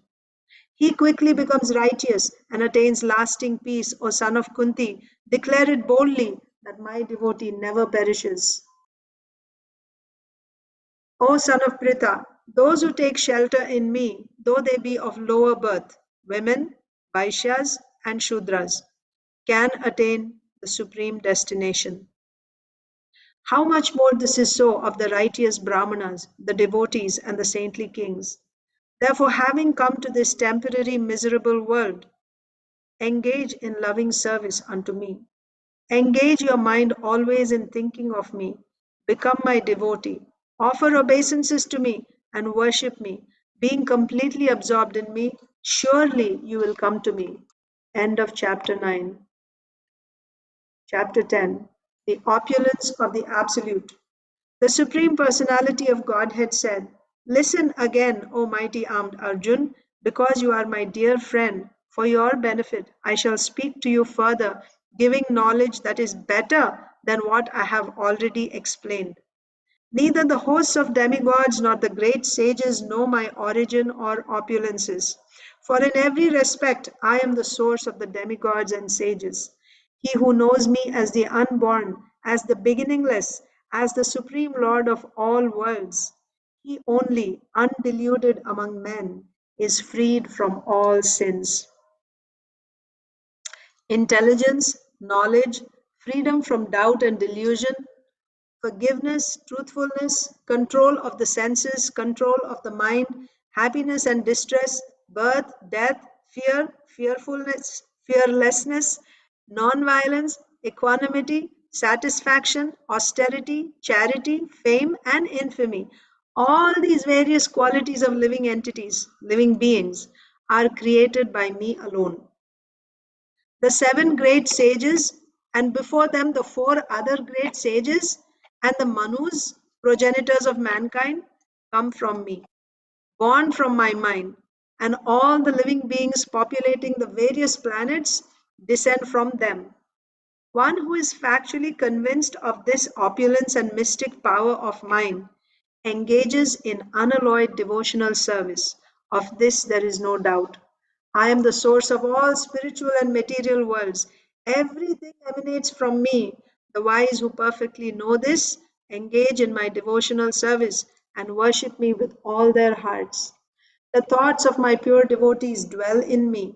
Their lives are fully devoted to my service, and they derive great satisfaction and bliss from always enlightening one another and conversing about me. To those who are constantly devoted to serving me with love, I give the understanding by which they can come to me. To show them special mercy, I, dwelling in their hearts, destroy with the shining lamp of knowledge the darkness born of ignorance. Arjun said, You are the Supreme Personality of Godhead, the ultimate abode, the purest, the absolute truth. You are the eternal, transcendental, original person, the unborn, the greatest. All the great sages such as Narada, Asita, Devala, and Vyasa confirm this truth about you. Now you yourself are declaring it to me. O Krishna, I totally accept as truth all that you have told me. Neither the demigods nor the demons, O Lord, can understand your personality. Indeed, you alone know yourself by your own internal potency. O Supreme Person, origin of all, Lord of all beings, God of gods, Lord of the universe, please tell me in detail of your divine opulences by which you pervade all these worlds. O Krishna, O Supreme Mystic, how shall I constantly think of you? And how shall I know you? In what various forms are you to be remembered, O Supreme Personality of Godhead? O Janardhan, again please describe in detail the mystic power of your opulences. I am never satiated in hearing about you, for the more I hear, the more I want to taste the nectar of your words. The Supreme Personality of Godhead said, Yes, I will tell you of my splendorous manifestations, but only of those which are prominent, O Arjun, for my opulence is limitless. I am the super soul, O Arjun, seated in the hearts of all living entities. I am the beginning, the middle, and the end of all beings. Of the Adityas, I am Vishnu. Of lights, I am the radiant sun. Of the Maruts, I am Marichi. And among the stars, I am the moon. Of the Vedas, I am the Samaveda. Of the demigods, I am Indra, the king of heaven. Of the senses, I am the mind. And in living beings, I am the living force, consciousness. Of all the Rudras, I am Lord Shiva. Of the Yakshas and Rakshasas, I am the Lord of wealth, Kuvera. Of the Vasus, I am fire, Agni. And of mountains, I am Meru. Of priests, O Arjun, know me to be the chief Brihaspati. Of generals, I am Kartikeya. And of bodies of water, I am the ocean. Of the great sages, I am Bhrigu. Of vibrations, I am the transcendental Om. Of sacrifices, I am the chanting of the holy names Japa. And of immovable things, I am the Himalayas. Of all trees, I am the banyan tree. And of the sages, among the demigods, I am Narada. Of the Gandharvas, I am Chitraratha. And among perfected beings, I am the sage Kapila. Of horses, know me to be Uchchaishrava, produced during the churning of the ocean for nectar. Of lordly elephants, I am Airavata, and among men, I am the monarch. Of weapons, I am the thunderbolt. Among cows, I am the Surabhi. Of causes for procreation, I am Kandarpa, the god of love. And of serpents, I am Vasuki. Of the many hooded Nagas, I am Ananta. And among the aquatics, I am the demigod Varuna. Of departed ancestors, I am Aryama. And among the dispensers of law, I am Yama, the lord of death. Among the Daitya demons, I am the devoted Prahlad. Among subduers, I am time. Among beasts, I am the lion. And among birds, I am Garuda. Of purifiers, I am the wind. Of the wielders of weapons, I am Rama. Of fishes, I am the shark. And of flowing rivers, I am the Ganges. Of all creations, I am the beginning and the end, and also the middle, O Arjun. Of all sciences, I am the spiritual science of the self. And among logicians, I am the conclusive truth. Of letters, I am the letter A. And among compound words, I am the dual compound. I am also inexhaustible time. And of creators, I am Brahma. I am all devouring death, and I am the generating principle of all that is yet to be. Among women, I am fame, fortune, fine speech, memory, intelligence, steadfastness, and patience. Of the hymns in the Samaveda, I am the Brihat Sama, and of poetry, I am the Gayatri. Of months, I am Margashirsha, November, December, and of seasons, I am flower bearing spring. I am also the gambling of cheats, and of the splendid, I am the splendor. I am victory, I am adventure, and I am the strength of the strong. Of the descendants of Vrishni, I am Vasudev, and of the Pandavas, I am Arjun. Of the sages, I am Vyasa, and among great thinkers, I am Ushana. Among all means of suppressing lawlessness, I am punishment, and of those who seek victory, I am morality. Of secret things, I am silence, and of the wise, I am the wisdom. Furthermore, O Arjun, I am the generating seed of all existences. There is no being, moving or non moving, that can exist without me. O mighty conqueror of enemies, there is no end to my divine manifestations. What I have spoken to you is but a mere indication of my infinite opulences. Know that all opulent, beautiful, and glorious creations spring from but a spark of my splendor. But what need is there, Arjun, for all this detailed knowledge? With a single fragment of myself, I pervade and support this entire universe. End of chapter 10. Chapter 11. The Universal Form. Arjun said, by my hearing the instructions you have kindly given me about these most confidential spiritual subjects, my illusion has now been dispelled. O lotus-eyed one, I have heard from you in detail about the appearance and disappearance of every living entity and have realized your inexhaustible glories. O greatest of all personalities, O supreme form, though I see you here before me in your actual position, as you have described yourself, I wish to see how you have entered into this cosmic manifestation. I want to see that form of yours. If you think that I am able to behold your cosmic form, O my Lord, O Master of all mystic power, then kindly show me that unlimited universal self. The Supreme Personality of Godhead said, my dear Arjun, O son of Pritha, see now my opulences, hundreds of thousands of varied, divine, and multicolored forms. O best of the Bharatas, see here the different manifestations of Adityas, Vasus, Rudras, Ashwini Kumaras, and all the other demigods. Behold the many wonderful things which no one has ever seen or heard of before. O Arjun, whatever you wish to see, behold at once in this body of mine. This universal form can show you whatever you now desire to see and whatever you may want to see in future. Everything, moving and non-moving, is here completely in one place. But you cannot see me with your present eyes. Therefore, I give you divine eyes. Behold my mystic opulence. Sanjaya said, O king, having spoken thus, the supreme lord of all mystic power, the personality of Godhead, displayed his universal form to Arjun. Arjun saw in that universal form unlimited mouths, unlimited eyes, unlimited wonderful visions.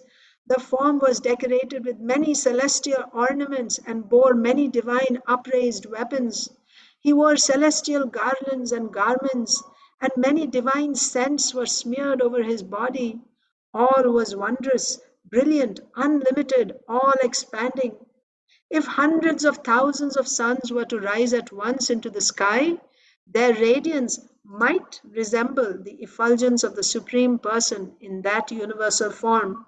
At that time, Arjun could see in the universal form of the Lord the unlimited expansions of the universe situated in one place, although divided into many, many thousands.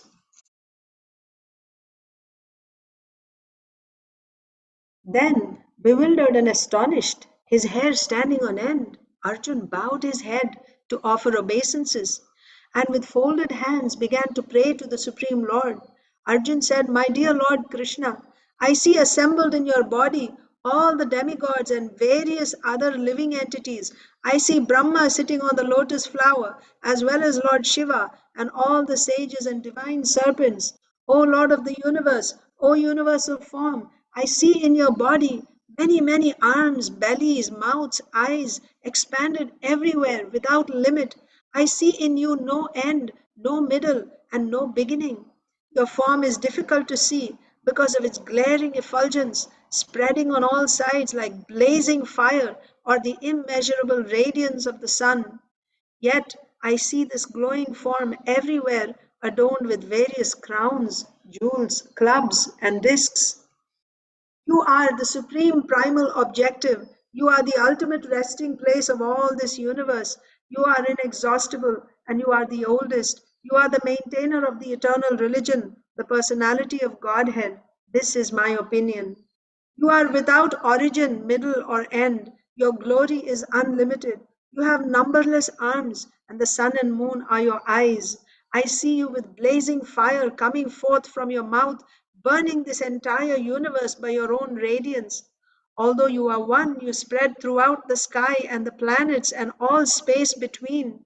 O great one, seeing this wondrous and terrible form, all the planetary systems are perturbed. All the hosts of demigods are surrendering before you and entering into you. Some of them, very much afraid, are offering prayers with folded hands. Hosts of great sages and perfected beings, crying, all peace, are praying to you by singing the Vedic hymns. All the various manifestations of Lord Shiva, the Adityas, the Vasus, the Sadhyas, the Vishvadevas, the two Ashvis, the Maruts, the forefathers, the Gandharvas, the Yakshas, the Asuras, and the perfected demigods are beholding you in wonder. O mighty armed one, all the planets with their demigods are disturbed at seeing your great form, with its many faces, eyes, arms, thighs, legs, and bellies, and your many terrible teeth, and as they are disturbed, so am I. O all-pervading Vishnu, seeing you with your many radiant colors touching the sky, your gaping mouths and your great glowing eyes, my mind is perturbed by fear. I can no longer maintain my steadiness or equilibrium of mind. O Lord of Lords, O refuge of the worlds, please be gracious to me. I cannot keep my balance, seeing thus your blazing death-like faces and awful teeth. In all directions I am bewildered. All the sons of Dhritarashtra, along with their allied kings, and Bhishma, Drona, Karna, and our chief soldiers also, are rushing into your fearful mouths, and some I see trapped with their heads smashed between your teeth. As the many waves of the rivers flow into the ocean, so do all these great warriors enter, blazing into your mouths. I see all people rushing full speed into your mouths as moths dash to destruction in a blazing fire. O Vishnu, I see you devouring all people from all sides with your flaming mouths, covering all the universe with your effulgence. You are manifest with terrible scorching rays. O Lord of Lords, so fierce of form, please tell me who you are. I offer my obeisances unto you. Please be gracious to me. You are the primal Lord. I want to know about you, for I do not know what your mission is. The Supreme Personality of Godhead said, time I am, the great destroyer of the worlds, and I have come here to destroy all people. With the exception of you, the Pandavas, all the soldiers here on both sides will be slain. Therefore, get up, prepare to fight and win glory. Conquer your enemies and enjoy a flourishing kingdom. They are already put to death by my arrangement, and you, O Savyasachi, can be but an instrument in the fight. Drona, Bhishma, Jayadratha, Karna, and the other great warriors have already been destroyed by me. Therefore, kill them and do not be disturbed. Simply fight, and you will vanquish your enemies in battle. Sanjaya said to Dhritarashtra, O king, after hearing these words from the Supreme Personality of Godhead, the trembling Arjun offered obeisances with folded hands again and again. He fearfully spoke to Lord Krishna in a faltering voice as follows. Arjun said, O master of the senses, the world becomes joyful upon hearing your name, and thus everyone becomes attached to you. Although the perfected beings offer you their respectful homage, the demons are afraid, and they flee here and there. All this is rightly done. O Great One, greater even than Brahma, you are the original creator. Why then should they not offer their respectful obeisances unto you? O Limitless One, God of gods, refuge of the universe, you are the invincible source, the cause of all causes, transcendental to this material manifestation. You are the original personality of Godhead, the oldest, the ultimate sanctuary of this manifested cosmic world. You are the knower of everything, and you are all that is knowable. You are the supreme refuge above the material modes. O limitless form, this whole cosmic manifestation is pervaded by you. You are air and you are the supreme controller.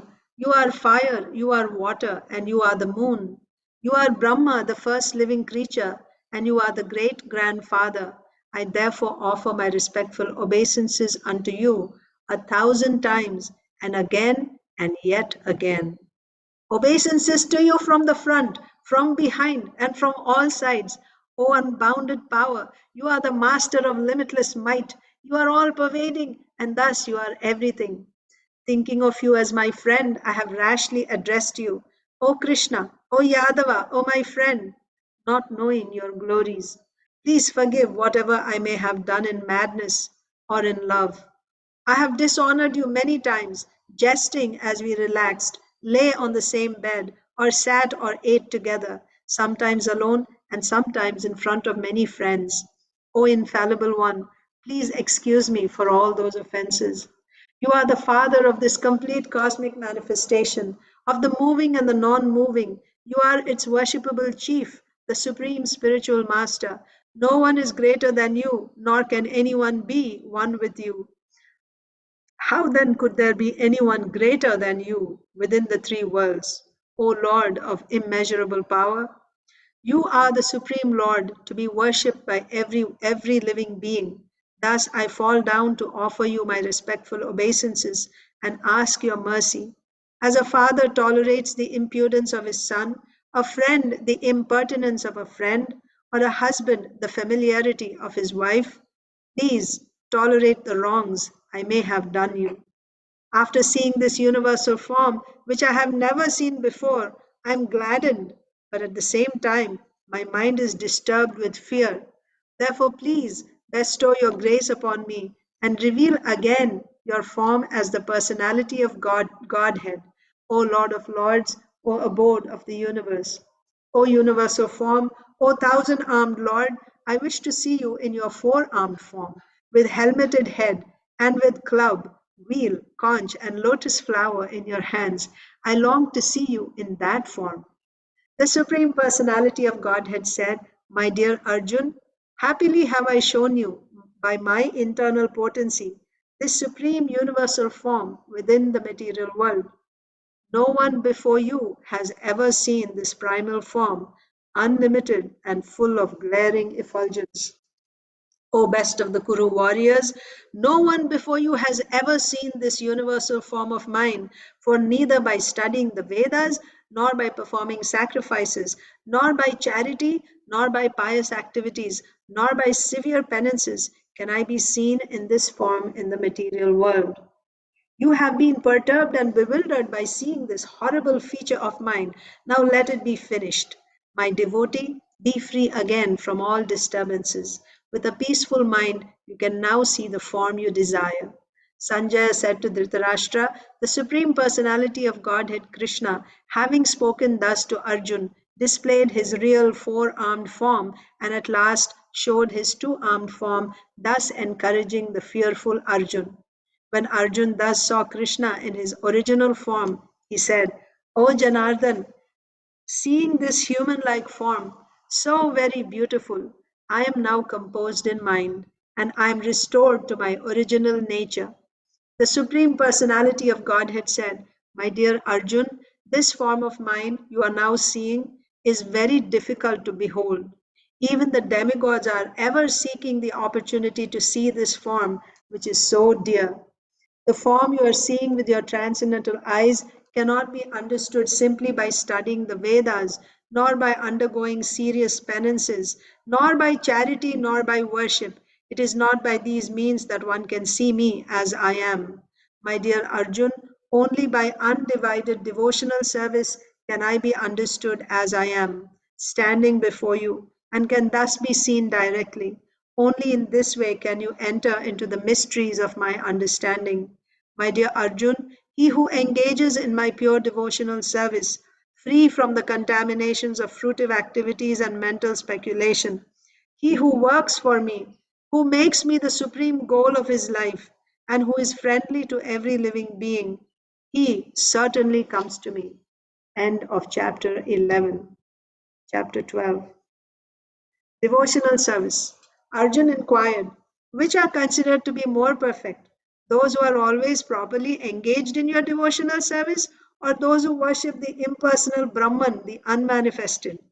The Supreme Personality of Godhead said, those who fix their minds on my personal form and are always engaged in worshipping me with great and transcendental faith are considered by me to be most perfect.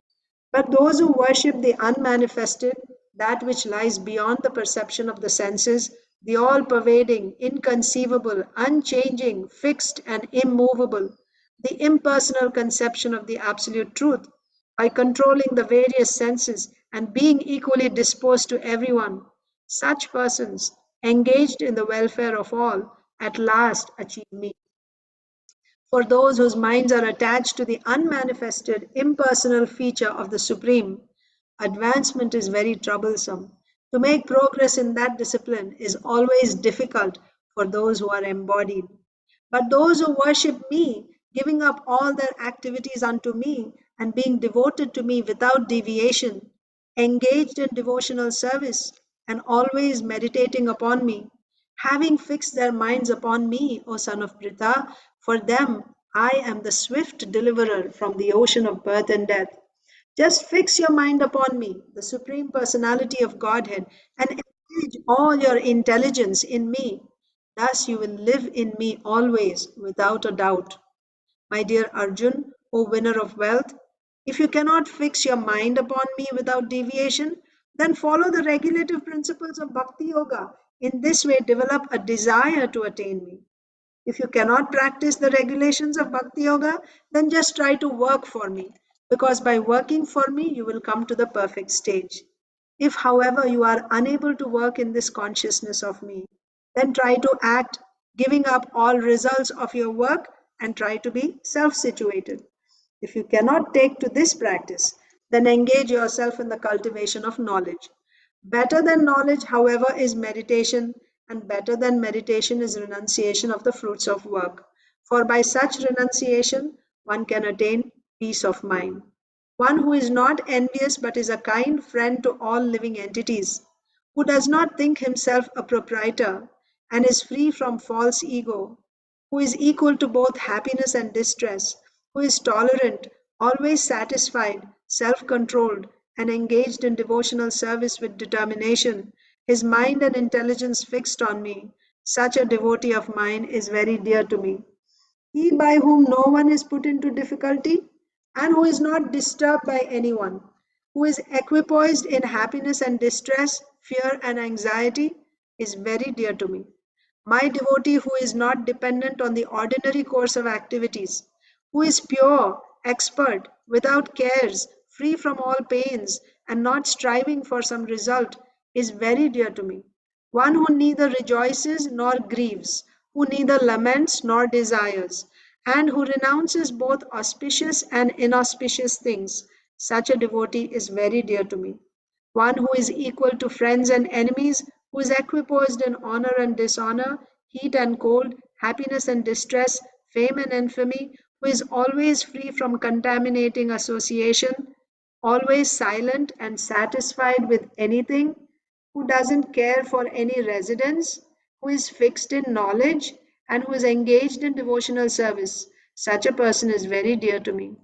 Those who follow this imperishable path of devotional service and who completely engage themselves with faith, making me the supreme goal, are very, very dear to me. End of chapter 12. So, this is the second section of Bhagavad Gita. The last section is chapters 13 to 18. We were supposed to be done by this time, but we are delayed. So, let's do the last section now.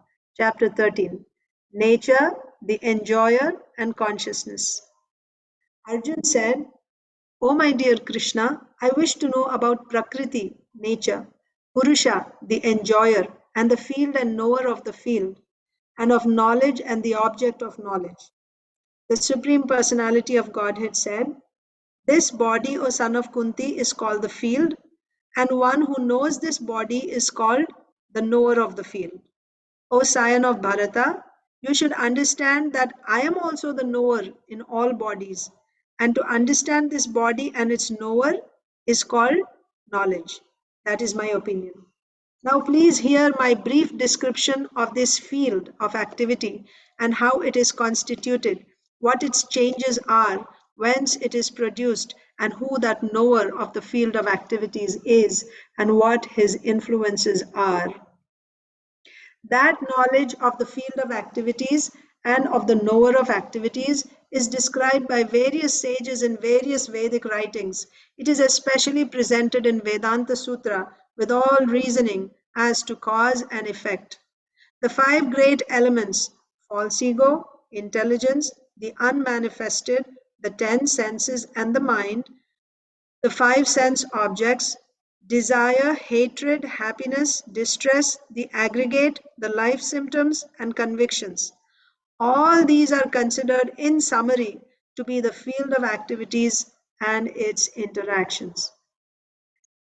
Humility, pridelessness, nonviolence, tolerance, simplicity, approaching a bona fide spiritual master, cleanliness, steadiness, self control, renunciation of the objects of sense gratification, absence of false ego, the perception of the evil of birth, death, old age, and disease, detachment, freedom from entanglement with children, wife, home, and the rest, even mindedness amid pleasant and unpleasant events, constant and unalloyed devotion to me, aspiring to live in a solitary place, detachment from the general mass of people, accepting the importance of self realization, and philosophical search for the absolute truth. All these I declare to be knowledge. And besides this, whatever there may be is ignorance. I shall now explain the knowable, knowing which you will taste the eternal. Brahman, the spirit, beginningless and subordinate to me, lies beyond the cause and effect of this material world. Everywhere are his hands and legs, his eyes, heads, and faces, and he has ears everywhere. In this way, the Supersoul exists, pervading everything. The Supersoul is the original source of all senses, yet he is without senses. He is unattached, although he is the maintainer of all living beings. He transcends the modes of nature, and at the same time, he is the master of all the modes of material nature. The supreme truth exists outside and inside of all living beings, the moving and the non moving. Because he is subtle, he is beyond the power of the material senses to see or to know. Although far, far away, he is also near to all. Although the Supersoul appears to be divided among all beings, he is never divided. He is situated in one, as one. Although he is the maintainer of every living entity, it is to be understood that he devours and develops all. He is the source of light in all luminous objects. He is beyond the darkness of matter and is unmanifested. He is knowledge. He is the object of knowledge and he is the goal of knowledge. He is situated in everyone's heart. Thus, the field of activities, the body, knowledge, and the knowable have been summarily described by me. Only my devotees can understand this thoroughly and thus attain to my nature. Material nature and the living entities should be understood to be beginningless. Their transformations and the modes of matter are products of material nature. Their transformations and the modes of matter are products of material nature. Nature is said to be the cause of all material causes and effects, whereas the living entity is the cause of the various sufferings and enjoyments in this world. The living entity in material nature thus follows the ways of life, enjoying the three modes of nature. This is due to his association with that material nature. Thus, he meets with good and evil among various species. Yet in this body there is another, a transcendental enjoyer, who is the Lord, the Supreme Proprietor, who exists as the overseer and permitter, and who is known as the Super Soul. One who understands this philosophy concerning material nature, the living entity, and the interaction of the modes of nature is sure to attain liberation. He will not take birth here again, regardless of his present position. Some perceive the super soul within themselves through meditation, others through the cultivation of knowledge, and still others through working without fruitive desires. Again, there are those who, although not conversant in spiritual knowledge, begin to worship the Supreme Person upon hearing about Him from others. Because of their tendency to hear from authorities, They also transcend the path of birth and death. O chief of the Bharatas, know that whatever you see in existence, both the moving and the non moving, is only a combination of the field of activities and the knower of the field. One who sees the super soul accompanying the individual soul in all bodies, and who understands that neither the soul nor the super soul within the destructible body is ever destroyed, actually sees. One who sees the super soul equally present everywhere in every living being does not degrade himself by his mind. Thus, he approaches the transcendental destination. One who can see that all activities are performed by the body, which is created of material nature, and sees that the self does nothing, actually sees. When a sensible man ceases to see different identities due to different material bodies, and he sees how beings are expanded everywhere, he attains the Brahman conception. Those with the vision of eternity can see that the imperishable soul is transcendental, eternal, and beyond the modes of nature. Despite contact with the material body, O Arjun, the soul neither does anything nor is entangled. The sky, due to its subtle nature, does not mix with anything, although it is all pervading. Similarly, the soul situated in Brahman vision does not mix with the body, though situated in that body. O son of Bharata, as the sun alone illuminates all this universe, so does the living entity, one within the body, illuminate the entire body by consciousness. Those who see with eyes of knowledge the difference between the body and the knower of the body, and can also understand the process of liberation from bondage in material nature, attain to the supreme goal. End of chapter 13. Chapter 14, the three modes of material nature.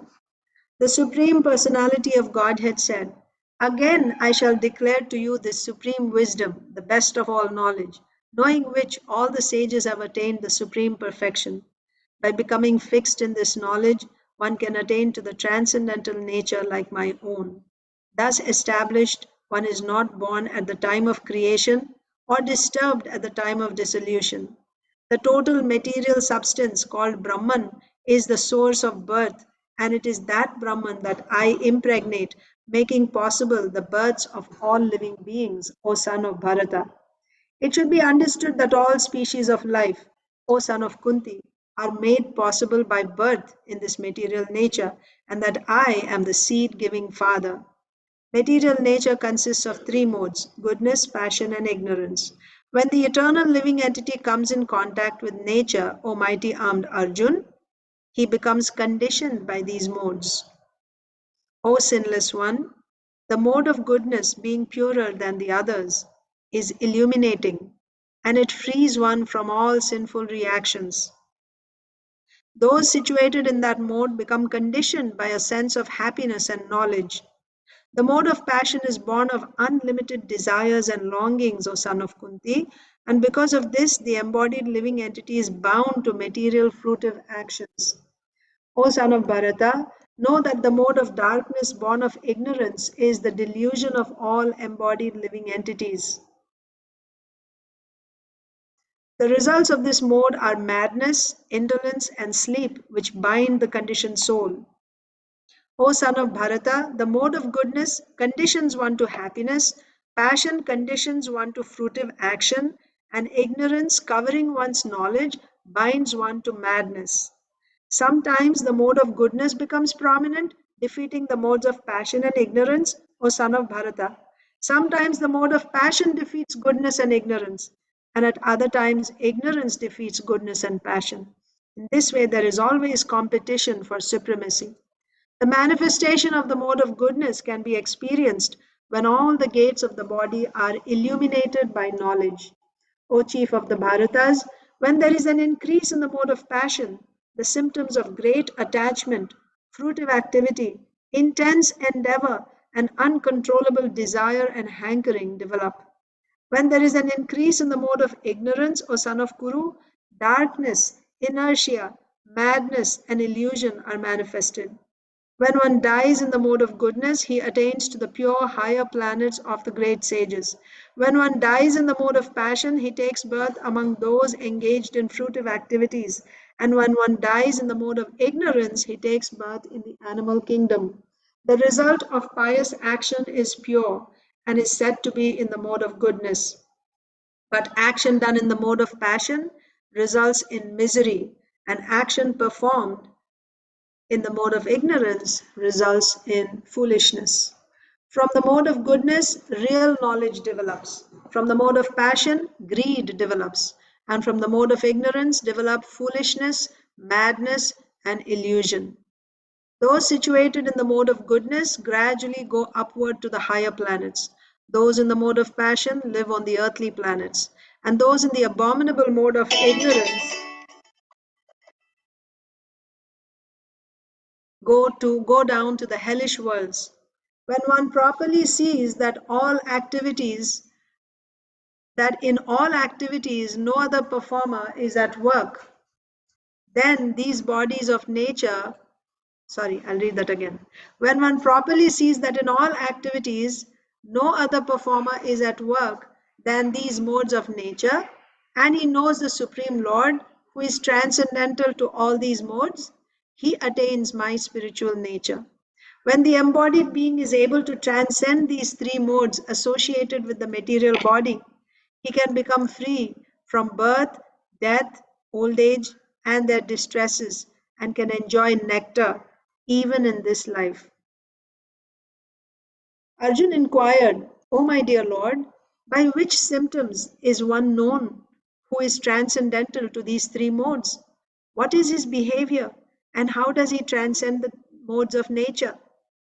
The Supreme Personality of Godhead said, O son of Pandu, he who does not hate illumination, attachment, and delusion when they are present, or long for them when they disappear, who is unwavering and undisturbed through all these reactions of the material qualities, remaining neutral and transcendental, knowing that the modes alone are active, who is situated in the self and regards alike happiness and distress, who looks upon a lump of earth, a stone, and a piece of gold with an equal eye, who is equal toward the desirable and the undesirable, who is steady, situated equally well in praise and blame, honor and dishonor, who treats alike both friend and enemy, and who has renounced all material activities. Such a person is said to have transcended the modes of nature. One who engages in full devotional service, unfailing in all circumstances, at once transcends the modes of material nature and thus comes to the level of Brahman. I'll read that again. One who engages in full devotional service, unfailing in all circumstances, at once transcends the modes of material nature and thus comes to the level of Brahman. And I am the basis of the impersonal Brahman, which is immortal, imperishable, and eternal, and is the constitutional position of ultimate happiness. End of chapter 14.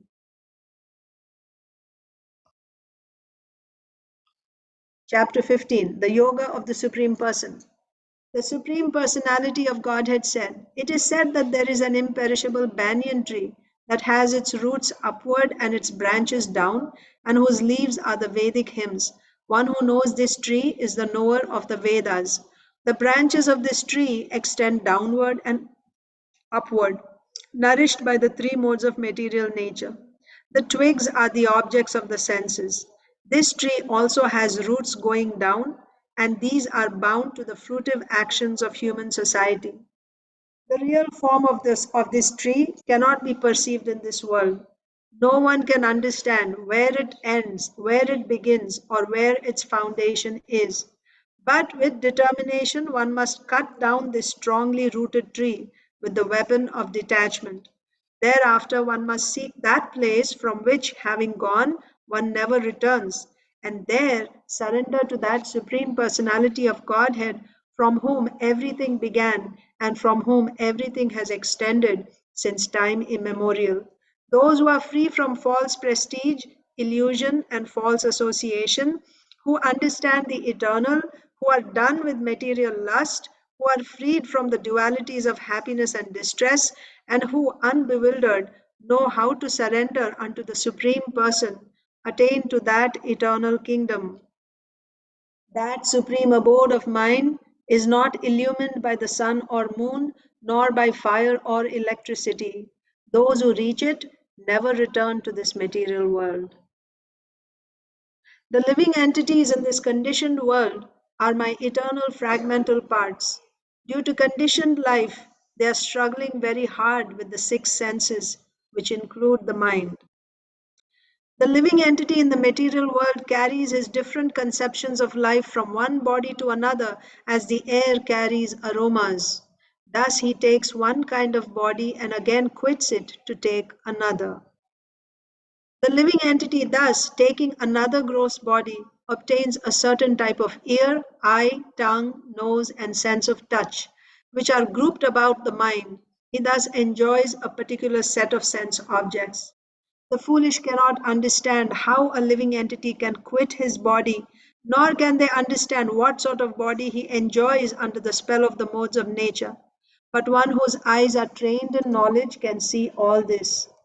The endeavoring transcendentalists who are situated in self realization can see all this clearly. But those whose minds are not developed and who are not situated in self realization cannot see what is taking place, though they may try. The splendor of the sun, which dissipates the darkness of this whole world, comes from me. And the splendor of the moon and the splendor of fire are also from me. I enter into each planet, and by my energy they stay in orbit. I become the moon and thereby supply the juice of life to all vegetables. I am the fire of digestion in the bodies of all living entities, and I join with the air of life, outgoing and incoming, to digest the four kinds of foodstuff. I am seated in everyone's heart, and from me come remembrance, knowledge, and forgetfulness. By all the Vedas, I am to be known. Indeed, I am the compiler of Vedanta, and I am the knower of the Vedas. There are two classes of beings, the fallible and the infallible. In the material world, every living entity is fallible, and in the spiritual world, every living entity is called infallible. Besides these two, there is the greatest living personality, the Supreme Soul, the imperishable Lord Himself, who has entered the three worlds and is maintaining them. Because I am transcendental beyond both the fallible and the infallible, and because I am the greatest, I am celebrated both in the world and in the Vedas as that Supreme Person. Whoever knows me as the Supreme Personality of Godhead without doubting is the knower of everything. He therefore engages himself in full devotional service to me, O son of Bharata. This is the most confidential part of the Vedic scriptures, O sinless one, and it is disclosed now by me. Whoever understands this will become wise, and his endeavors will know perfection. End of chapter 15. Chapter 16, the divine and demoniac natures. The Supreme Personality of Godhead said, fearlessness, purification of one's existence, cultivation of spiritual knowledge, charity, self control, performance of sacrifice, study of the Vedas, austerity, simplicity, non violence, truthfulness, freedom from anger, renunciation, tranquility, aversion to fault finding, compassion for all living entities, freedom from covetousness, gentleness, modesty, steady determination, vigor, forgiveness, fortitude, cleanliness, and freedom from envy and from the passion for honor. These transcendental qualities, O son of Bharata, belong to godly men endowed with divine nature. Pride, arrogance, conceit, anger, harshness, and ignorance. These qualities belong to those of demoniac nature, O son of Pritha. The transcendental qualities are conducive to liberation, whereas the demoniac qualities make for bondage. Do not worry, O son of Pandu, for you are born with the divine qualities. O son of Pritha, in this world there are two kinds of created beings. One is called divine and the other demoniac. I have already explained to you at length the divine qualities. Now hear from me of the demoniac. Those who are demoniac do not know what is to be done and what is not to be done. Neither cleanliness nor proper behavior nor truth is found in them. They say that this world is unreal, with no foundation, no God in control. They say it is produced of sex desire and has no cause other than lust. Following such conclusions, the demoniac, who are lost to themselves and who have no intelligence, engage in unbeneficial, horrible works meant to destroy the world. Taking shelter of insatiable lust and absorbed in the conceit of pride and false prestige, the demoniac, thus illusioned, are always sworn to unclean work, attracted by the impermanent. They believe that to gratify the senses is the prime necessity of human civilization. Thus, until the end of life, their anxiety is immeasurable. Bound by a network of hundreds of thousands of desires, and absorbed in lust and anger, they secure money by illegal means for sense gratification. The demoniac person thinks, so much wealth do I have today, and I will gain more according to my schemes.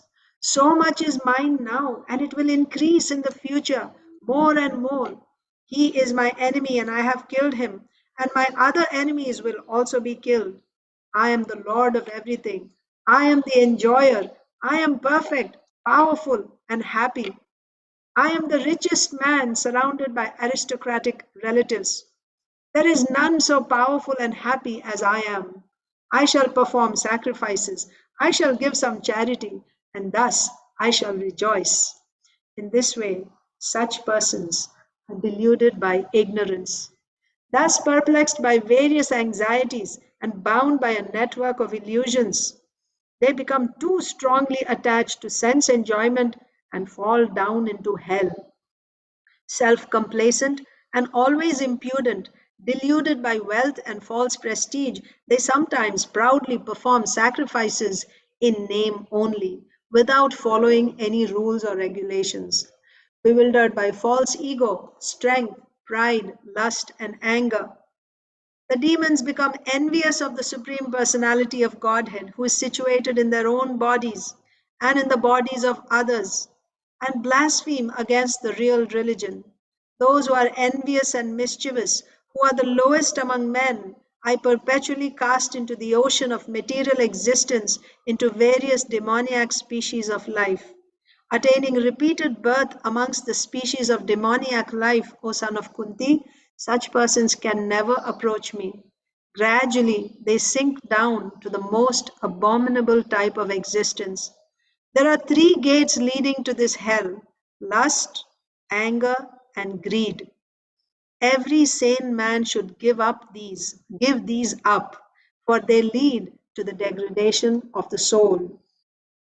The man who has escaped these three gates of hell, O son of Kunti, performs acts conducive to self realization and thus gradually attains the supreme destination. He who discards scriptural injunctions and acts according to his own whims attains neither perfection nor happiness nor the supreme destination. One should therefore understand what is duty and what is not duty by the regulations of the scriptures. Knowing such rules and regulations, one should act so that he may gradually be elevated. End of chapter 16. Chapter 17, the divisions of faith. Arjun inquired, O Krishna, what is the situation of those who do not follow the principles of scripture but worship according to their own imagination? Are they in goodness, in passion, or in ignorance? The Supreme Personality of Godhead said, according to the modes of nature acquired by the embodied soul, one's faith can be of three kinds. in goodness, in passion, or in ignorance. Now, hear about this. O son of Bharata, according to one's existence under the various modes of nature, one evolves a particular kind of faith. The living being is said to be of a particular faith according to the modes he has acquired. Men in the mode of goodness worship the demigods. Those in the mode of passion worship the demons. And those in the mode of ignorance worship ghosts and spirits. Those who undergo severe austerities and penances not recommended in the scriptures perform them out of pride and egoism, who are impelled by lust and attachment, who are foolish and who torture the material elements of the body as well as the supersoul dwelling within, are to be known as demons. Even the food each person prefers is of three kinds, according to the three modes of material nature. The same is true of sacrifices, austerities, and charity. Now, hear of the distinctions between them. Foods dear to those in the mode of goodness increase the duration of life, purify one's existence, and give strength, health, happiness, and satisfaction. Such foods are juicy, fatty, wholesome, and pleasing to the heart. Foods that are too bitter, too sour, salty, hot, pungent, dry, and burning are dear to those in the mode of passion. Such foods cause distress, misery, and disease. Food prepared more than 3 hours before being eaten, food that is tasteless, decomposed, and putrid, and food consisting of remnants and untouchable things is dear to those in the mode of darkness.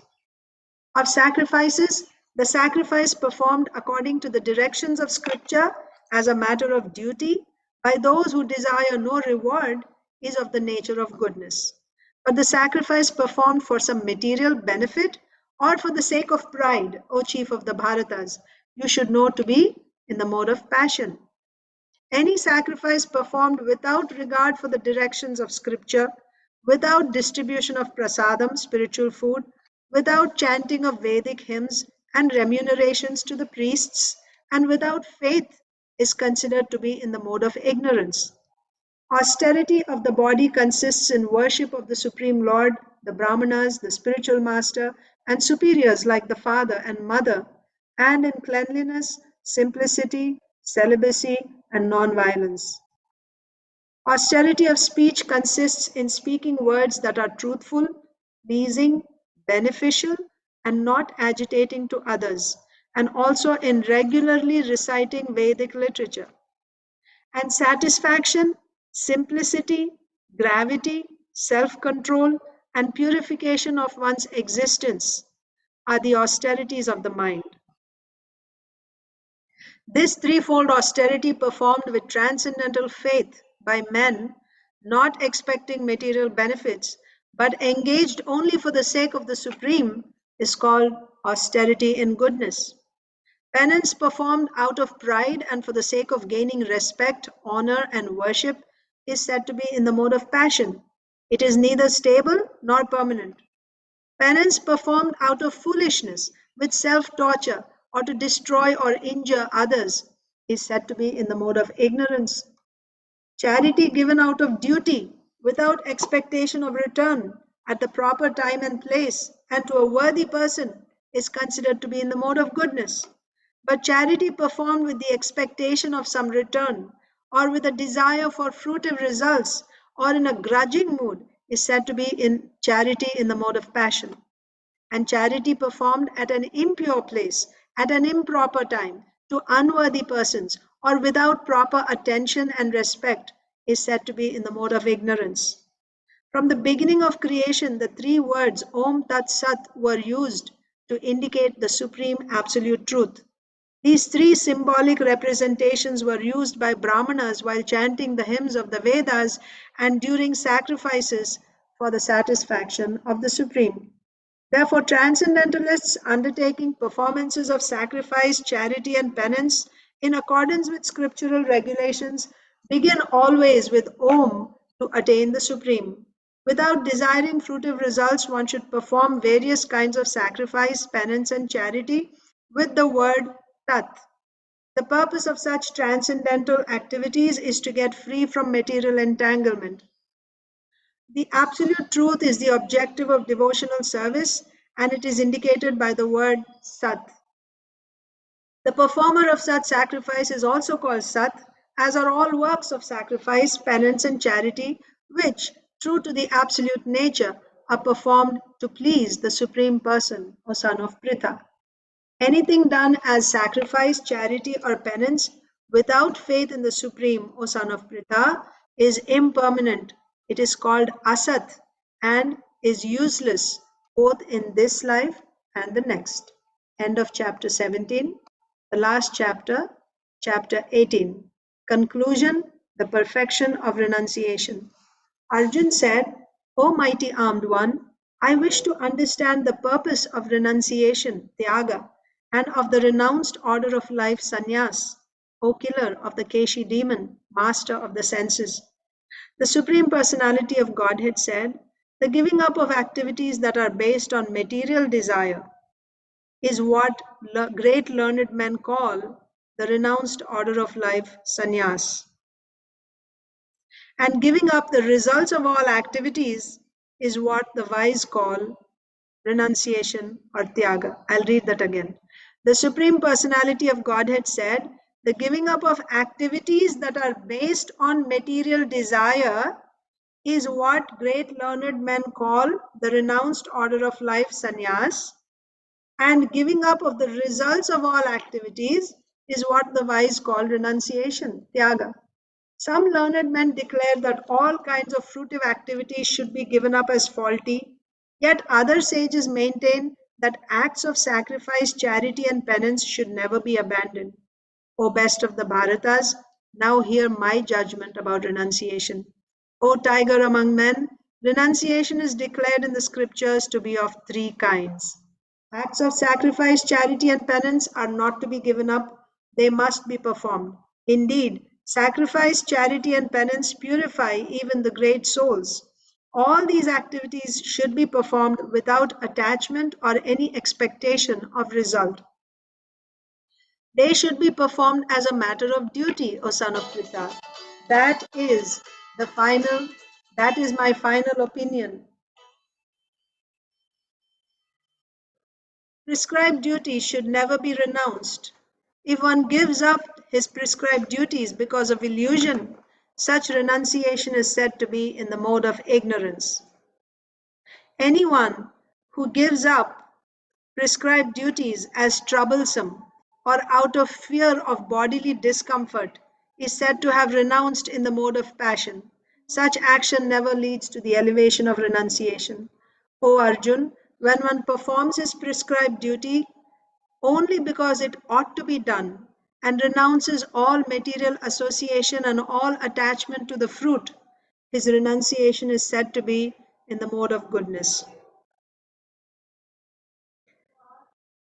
The intelligent renouncer, situated in the mode of goodness, neither hateful of inauspicious work nor attached to auspicious work, has no doubts about work. It is indeed impossible for an embodied being to give up all activities, but he who renounces the fruits of action is called one who has truly renounced. For one who is not renounced, the threefold fruits of action, desirable, undesirable, and mixed, accrue after death. But those who are in the renounced order of life have no such result to suffer or enjoy. O mighty armed Arjun, according to the Vedanta, there are 5 causes for the accomplishment of all action. Now learn of these from me. The place of action, the body, the performer, the various senses, the many different kinds of endeavor, and ultimately the supersoul. These are the 5 factors of action. Whatever right or wrong action a man performs by body, mind, or speech is caused by these 5 factors. Therefore, one who thinks himself the only doer, not considering the 5 factors, is certainly not very intelligent and cannot see things as they are. One who is not motivated by false ego, whose intelligence is not entangled though he kills men in this world, does not kill, nor is he bound by his actions. Knowledge, the object of knowledge, and the knower are the three factors that motivate action. The senses, the work, and the doer are the three constituents of action. According to the three different modes of material nature, there are three kinds of knowledge, action, and performer of action. Now, hear of them from me. That knowledge by which one undivided spiritual nature is seen in all living entities, though they are divided into innumerable forms, you should understand to be in the mode of goodness. That knowledge by which one sees that in every different body there is a different type of living entity, you should understand to be in the mode of passion. And that knowledge by which one is attached to one kind of work as the all in all, without knowledge of the truth, and which is very meager, is said to be in the mode of darkness. That action which is regulated and which is performed without attachment, without love or hatred, and without desire for fruitive results is said to be in the mode of goodness. But action performed with great effort by one seeking to gratify his desires and enacted from a sense of false ego is called action in the mode of passion. That action performed in illusion, in disregard of scriptural injunctions, and without concern for future bondage or for violence or distress caused to others, is said to be in the mode of ignorance. One who performs his duty without association with the modes of material nature, without false ego, with great determination and enthusiasm, and without wavering in success or failure, is said to be a worker in the mode of goodness. The worker who is attached to work and the fruits of work, desiring to enjoy those fruits, and who is greedy, always envious, impure, and moved by joy and sorrow, is said to be in the mode of passion. The worker who is always engaged in work against the injunctions of the scripture, who is materialistic, obstinate, cheating, and expert in insulting others, and who is lazy, always morose, and procrastinating, is said to be a worker in the mode of ignorance. O winner of wealth, now please listen as I tell you in detail of the different kinds of understanding and determination according to the three modes of material nature. O son of Pritha, that understanding by which one knows what ought to be done and what ought not to be done, what is to be feared and what is not to be feared, what is binding and what is liberating, is in the mode of goodness. O son of Pritha, that understanding which cannot distinguish between religion and irreligion, between action that should be done and action that should not be done, is in the mode of passion. That understanding which considers irreligion to be religion and religion to be irreligion under the spell of illusion and darkness, strives always in the wrong direction, O Partha, is in the mode of ignorance. O son of Pritha, that determination which is unbreakable, which is sustained with steadfastness by yoga practice, and which thus controls the activities of the mind, life, and senses, is determination in the mode of goodness. But that determination by which one holds fast to fruitive results in religion, economic development, and sense gratification is of the nature of passion, O Arjun. And that determination which cannot go beyond dreaming, fearfulness, lamentation, moroseness, and illusion, such unintelligent determination, O son of Pritha, is in the mode of darkness. O best of the Bharatas, now please hear from me about the three kinds of happiness by which the conditioned soul enjoys and by which he sometimes comes to the end of all distress. That which in the beginning may be just like poison, but at the end is just like nectar, and which awakens one to self realization, is said to be happiness in the mode of goodness. That happiness which is derived from contact of the senses with their objects, and which appears like nectar at first, but poison at the end, is said to be of the nature of passion. And that happiness which is blind to self realization, which is delusion from beginning to end, and which arises from sleep, laziness, and illusion is said to be of the nature of ignorance. There is no being existing, either here or among the demigods in the higher planetary systems, which is free from these three modes born of material nature. Brahmanas, Kshatriyas, Vaishyas, and Shudras are distinguished by the qualities born of their own natures in accordance with the material modes, O chastiser of the enemy. Peacefulness, self control, austerity, purity, tolerance, honesty, knowledge, wisdom, and religiousness. These are the natural qualities by which the Brahmanas work. Heroism, power, determination, resourcefulness, courage in battle, generosity, and leadership are the natural qualities of work for the Kshatriyas. Farming, cow protection, and business are the natural work for the Vaishyas. And for the Shudras, there are labor and service to others. By following his qualities of work, every man can become perfect. Now, please hear from me how this can be done. By worship of the Lord, who is the source of all beings and who is all pervading, a man can attain perfection through performing his own work. It is better to engage in one's own occupation, even though one may perform it imperfectly, than to accept another's occupation and perform it perfectly. Duties prescribed according to one's own nature are never affected by sinful reactions. Every endeavor is covered by some fault, just as fire is covered by smoke. Therefore, one should not give up the work born of his nature, O son of Kunti, even if such work is full of fault. One who is self controlled and unattached, and who disregards all material enjoyments can obtain. One who is self controlled and unattached, and who disregards all material enjoyments, can obtain, by practice of renunciation, the highest perfect stage of freedom from reaction. O son of Kunti, learn from me how one who has achieved this perfection can attain to the supreme perfectional stage Brahman, the stage of highest knowledge, by acting in the way I shall now summarize.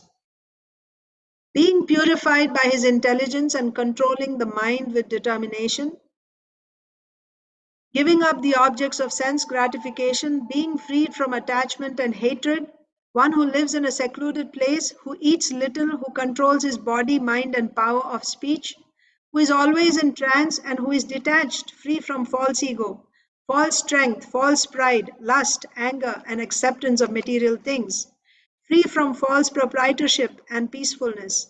Such a person is certainly elevated to the position of self realization.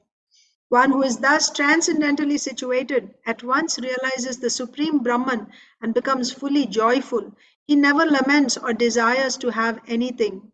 He is equally disposed toward every living entity. In that state, he attains pure devotional service unto me. One can understand me as I am, as the Supreme Personality of Godhead, only by devotional service. And when one is in full consciousness of me, by such devotion, he can enter into the kingdom of God.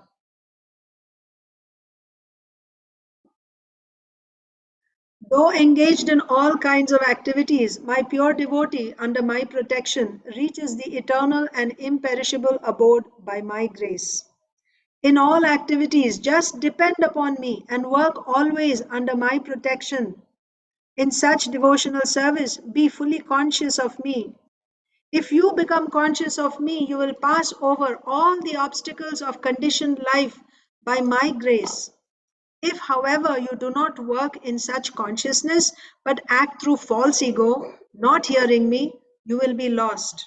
If you do not act according to my direction and do not fight, then you will be falsely directed. By your nature, you will have to be engaged in warfare. Under illusion, you are now declining to act according to my direction, but compelled by the work born of your own nature, you will act all the same, O son of Kunti. The Supreme Lord is situated in everyone's heart, O Arjun, and is directing the wanderings of all living entities who are seated as on a machine made of the material energy. O scion of Bharata, surrender unto him utterly. By his grace, you will attain transcendental peace and the supreme eternal abode. Thus I have explained to you knowledge still more confidential. Deliberate on this fully, and then do what you wish to do. Because you are my very dear friend, I am speaking to you my supreme instruction, the most confidential knowledge of all. Hear this from me, for it is for your benefit. Always think of me, become my devotee, worship me, and offer your homage unto me. Thus you will come to me without fail. I promise you this, because you are my very dear friend. Abandon all varieties of religion and just surrender unto me. I shall deliver you from all sinful reactions. Do not fear. This confidential knowledge may never be explained to those who are not austere or devoted or engaged in devotional service, nor to one who is envious of me. For one who explains this supreme secret to the devotees, pure devotional service is guaranteed, and at the end he will come back to me. There is no servant in this world more dear to me than he, nor will there ever be one more dear. And I declare that he who studies this sacred conversation of ours worships me by his intelligence. And one who listens with faith and without envy becomes free from sinful reactions and attains to the auspicious planets where the pious dwell. O son of Pritha, O conqueror of wealth, have you heard this with an attentive mind? And are your ignorance and illusions now dispelled? Arjun said, My dear Krishna, O infallible one, my illusion is now gone. I have regained my memory by your mercy. I am now firm and free from doubt, and am prepared to act according to your instructions. Sanjaya said, Thus have I heard the conversation of two great souls, Krishna and Arjun, and so wonderful is that message that my hair is standing on end.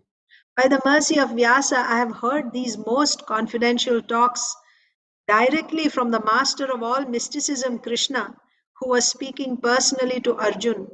O king, as I repeatedly recall this wondrous and holy dialogue between Krishna and Arjun, I take pleasure, being thrilled at every moment.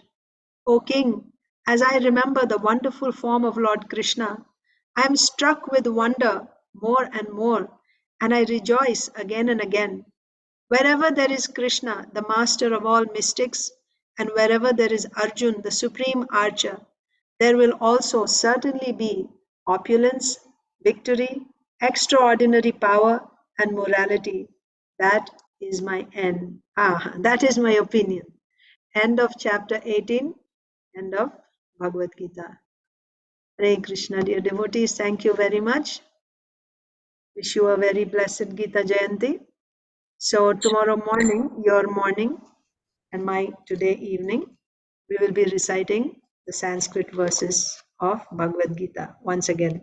And it will start 1 hour earlier than our usual time. We will be starting at your 5:30 a.m., that is US Eastern Time, 5:30 a.m. And in India, it will be evening 4 p.m. Hope to see you again. Hare Krishna.